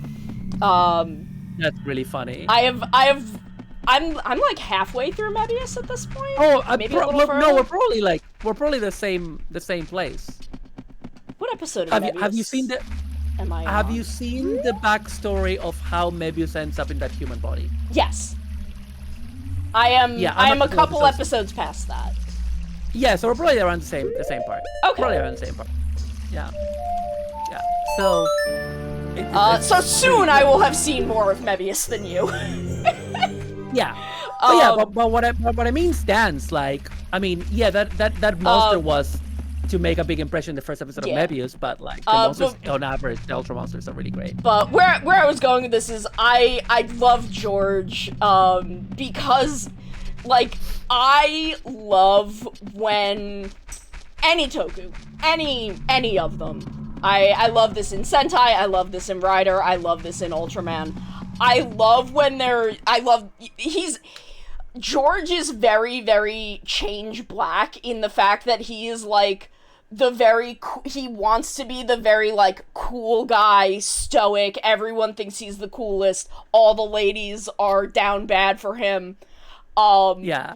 But he is actually the biggest doofus in the room. Yeah. Yeah. And I love yeah. that is like my favorite character on any team. Yeah. Absolutely. I live for that guy. A lot of Black Rangers fall into this. Yes, especially in certain eras. But I will say I really like I really like thinking about it, right? Like I've seen a lot of Black Rangers in many eras that are like this. Oh my god, Vulcan Black is like this. Oh yeah. A lot. Oh Yeah, yes. Oh, like, Lord. right. And again, I love him. He's my son. Yeah, and a lot of it comes from the one of the Gatchamen, because like obviously Sensei comes from Gatchaman, and Gatchaman has like the main guy who is basically the Red Ranger, even though he's not red. That's why I'm not saying red. And then he has like this guy who is like the sharpshooter, who's like the cool guy, right? He's not the main guy, because the main guy is more like a shonen protagonist, but he has and that's like the archetype of the Black Ranger. But what I really like in the way they do it in Jetman is that he is it's a guy, Jet Condor, I think? Yeah, Black Condor, yeah. Black Condor. What I love about him is that he is that cool, and he is. I mean, he's an asshole. That is his the counterpoint to him being really cool is that he's a bit of an asshole, but he is that cool. The women want him, the men want to be him, and want to punch him, but he's not like a dork. Like he never, like, he can be an idiot, but like he's not, like, which is interesting because it's kind of played straight in that way. He's like, he is that cool, he's just an asshole. You know? Yeah. See, the thing is, like, yeah. George Mebius is the, like, just for clarity, T-Lead, I'm not talking about George Revice, that's a different man. George Mebius, he is that cool, he's just also fucking stupid. And they will make jokes at his expense. Oh yeah, but that's the thing. I feel like in Jetman with Black Condor, it was more like whatever conflict arose with him or whatever jokes arose with him, they were around him being like rude and being like the cool but rude guy who smokes and drinks. Yeah. You could get away with that in Sentai at the time. Yes. Like the bad boy. He's the bad boy, right? Yeah. Where it's like I'm definitely leaning a little more towards a different guy. Because I feel like Black Condor is more of what the modern Blue is. Yeah. Because I feel like in in what I'm just going to call the Naruhi Sarakawa era, which is the early 2000s to present. Not always, but a lot of the time, Blue plays that kind of the bad boy, the cool guy, the rival to Red. Where I think more historically Black is kind of that role. Black is more the rival to Red role, where I don't want to say starting with Deca Ranger, it's just that I'm not as familiar with late 90s Sentai. Where I need to be more familiar, but I want to say, like, from what I have seen, like, starting with Hoji Deca Ranger, my beautiful man, my beautiful, stupid, idiot, homosexual, the Blue kind of takes on what is traditionally that Black role, and kind of becomes Red's rival, and right hand, and boyfriend. And again, also the exception is any female Blues, because God forbid they let a fucking woman be that cool.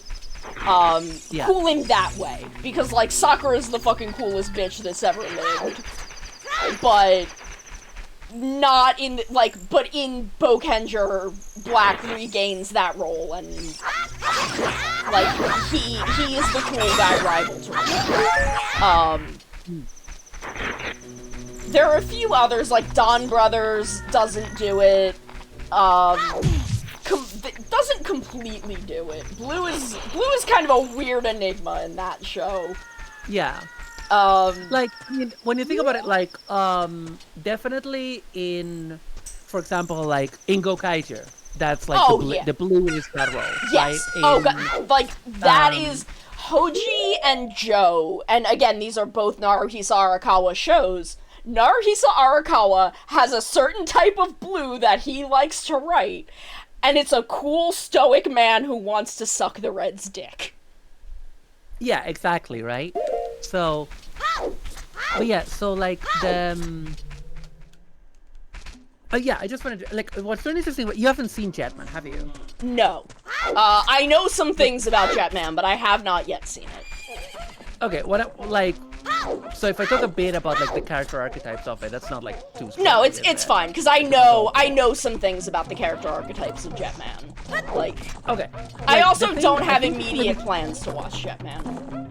Yeah, like this is something that we might have talked about before. But one thing that happened, so when I was watching Jetman, and I want to state, I am often accused by one of my mods of being the kind of person that is like, oh, I get that reference, oh, this reference, this, because I mention references when I see them, or I mention parallels when I see them. That doesn't mean that I believe that everything's a reference, okay? I understand some things are tropes. I'm not stupid, Maya, who's not here. But, hear my words, dear wife. So, the thing is, when I watched it, what I found really interesting is, so in German you have the love triangle between the red, black, and white swan, right? Yeah. Yeah. Yeah, there isn't a pink Jetman. No, she's the white swan because the other girl is blue. Okay, and Blue Swallow, who is great, by the way. She's great. But the cool thing about red and black is, and about that love triangle, is that like red and black really, and I mean really, feel like Cyclops and Wolverine. And I mean specifically the 80s, like early to mid 80s, Chris Claremont rivalry that then was put into the cartoon in the 90s, which happened after Jetman. Now, all I'm gonna say is that I know for a fact that X-Men comics were very popular in Japan in the 80s and the 90s. So, I'm just saying, I'm not saying it was on purpose. I know these are archetypes, but the relationship is really similar. And I want to explain why. You have one character who is the loner, who rides motorcycles, is very rough around the edges, resorts to violence very quickly, smokes, drinks, hangs out in bars, the ladies wants him, he fucks. Okay? You have this guy, that's Wolverine, and that is Black Panther. And on the other hand, you have the leader, who is a Boy Scout, who is a very nice guy. He's a bit short-tempered, but he's a leader. He's a very good boy. He has lost his girlfriend who may have died. And also, when he goes to a bar, he orders a glass of milk. This is the linchpin of my conspiracy theory, Sono, because both of those gags, that is a gag from X-Men that they do in an episode of Jetman, in which it's like, it's I don't remember what is happening, but it's basically like, as a sort of show off, hey, I'll hang out with you, Red Eagle? Yeah. Red Eagle, like, goes to hang out at the bar where Black Condor hangs out, and he orders a glass of milk, and I was watching it with my friend who also read a lot of comics, and I was like, come on, there has to be this has to be a reference, like, because these characters are so similar. White Swan does not resemble Jean Grey at all, really. Okay, cool. But I do not have a reason for this, but I Okay. have a deep, long-standing vendetta against Jean Grey. Against? Against Jean Grey. I do not know why. I cannot tell you why. Just deep in my soul, I see that woman and I'm like, I want to fight. I do not know why. She's a redhead. Is it because she's a redhead? No. No, I'm sure that's not it, because there's definitely redheads and things that I like. It's just something about Jean Grey, to me, her vibes are rancid, and I don't like her. Interesting. And again, I have no basis for this. This is based upon nothing. This is based upon fucking nothing. Just emotionally, I just want to fight Jean Grey. Oh, it's Red Hawk, not Red Eagle, because as Cool and Torklin is pointing out, Eagle is manga only Jetman. Interesting. Yeah.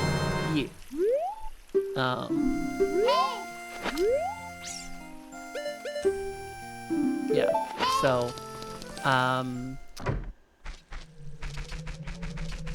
anyway, Jetman is a good show. Yes.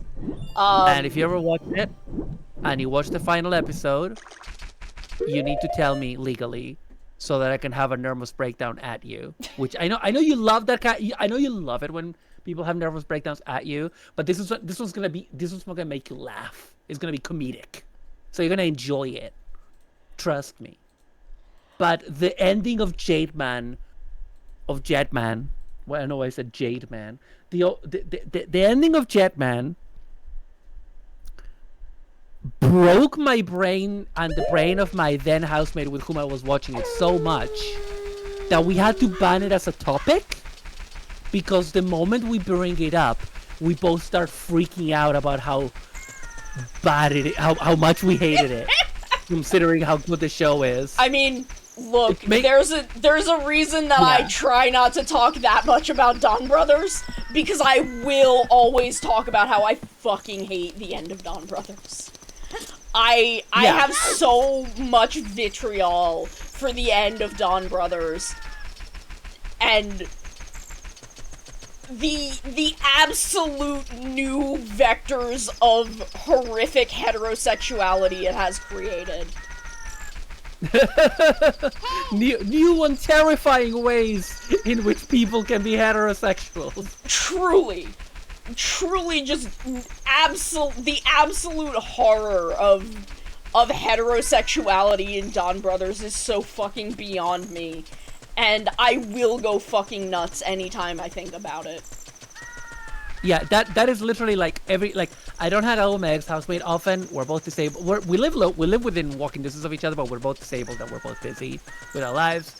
But when we hang out, every now and again, like, we'll bring up Jetman, or like we'll bring up Toku, and if we ever go to Jetman,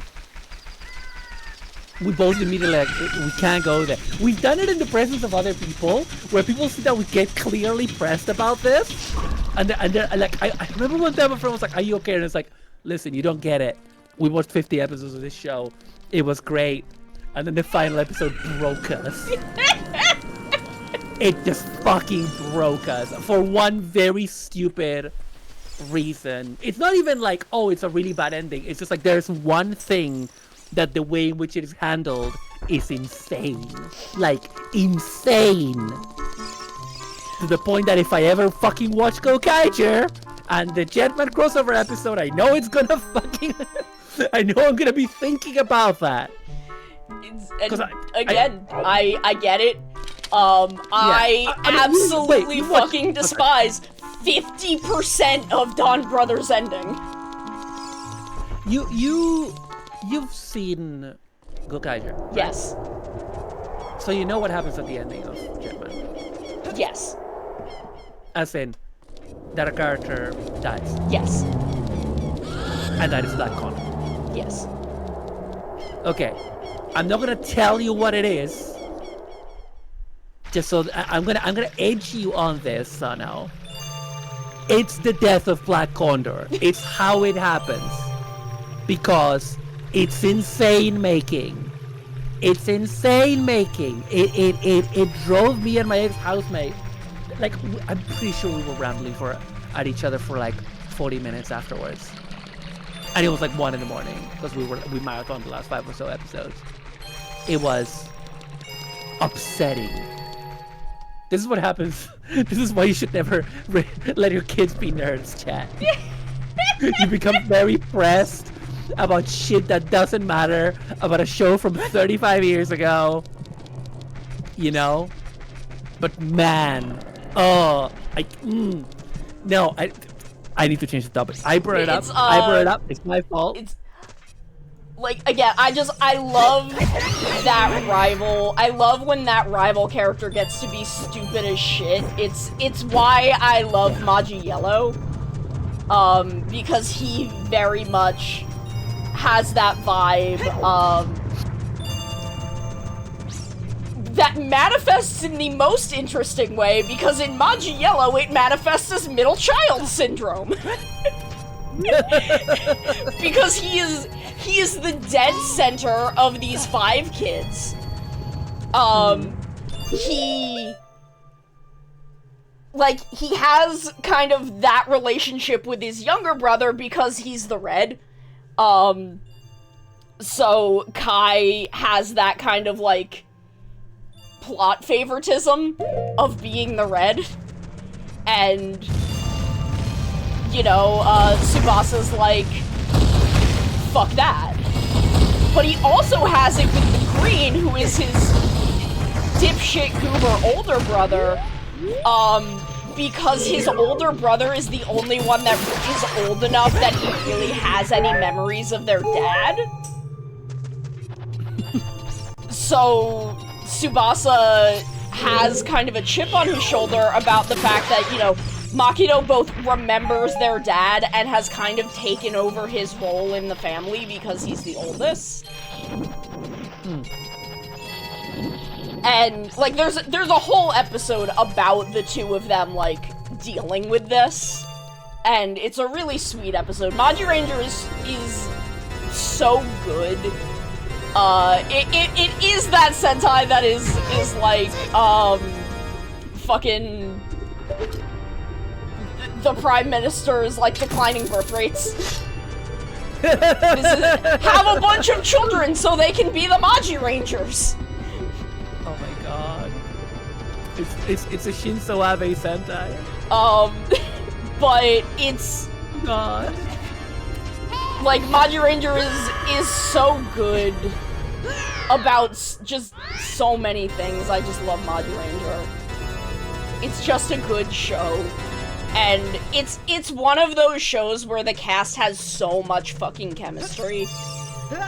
Like, there are ways in which you can kind of believe these are siblings. That's always pretty good, when you get that kind of chemistry. Like, there is, apropos of fucking nothing, I don't, like, there is no reason that she says this, but Blue, who is the second youngest, but also kind of takes over the mom role, she, like, pours Red a glass, who is the youngest, Red is the youngest, she pours him, like, a glass of juice at breakfast, and leans over and is like, I know about the magazines under your bed. Literally is just like, I know about your porn. Oh my god. And it's like, girl, why are you doing this? Oh my god. Girl, what?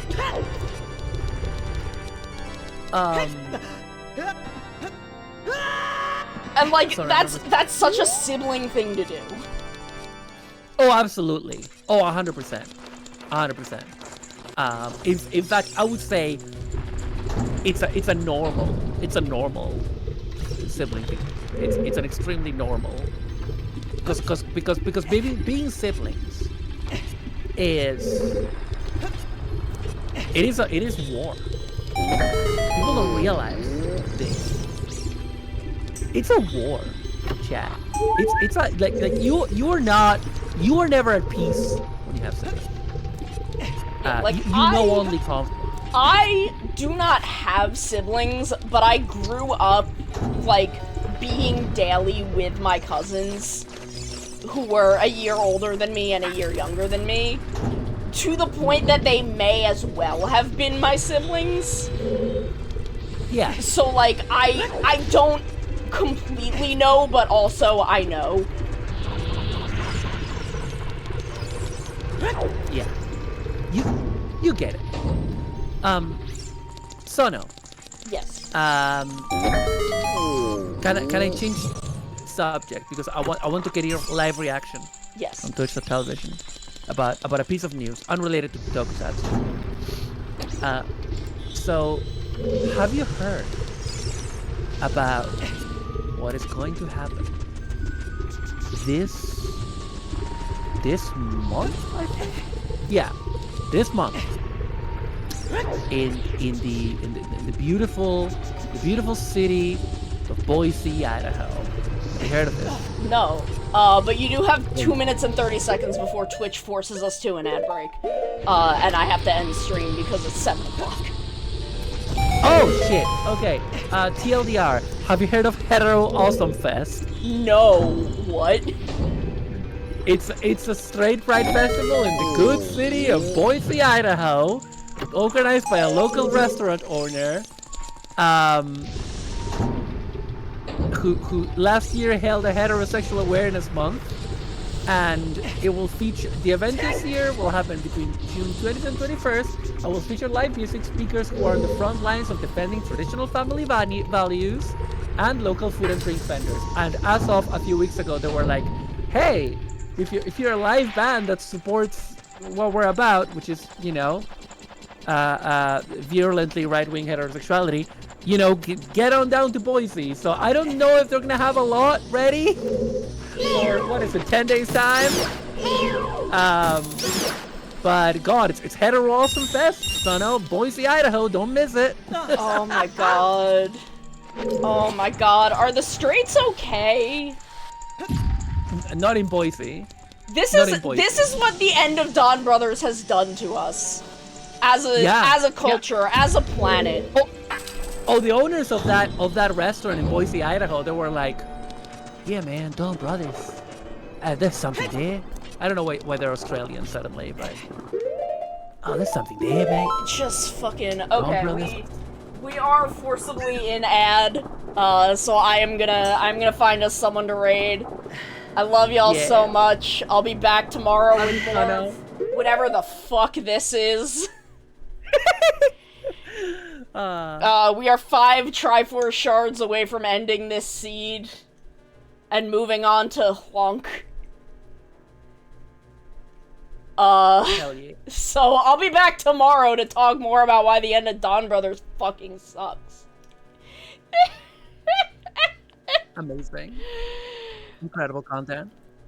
Love y'all. Have a good night. Good night.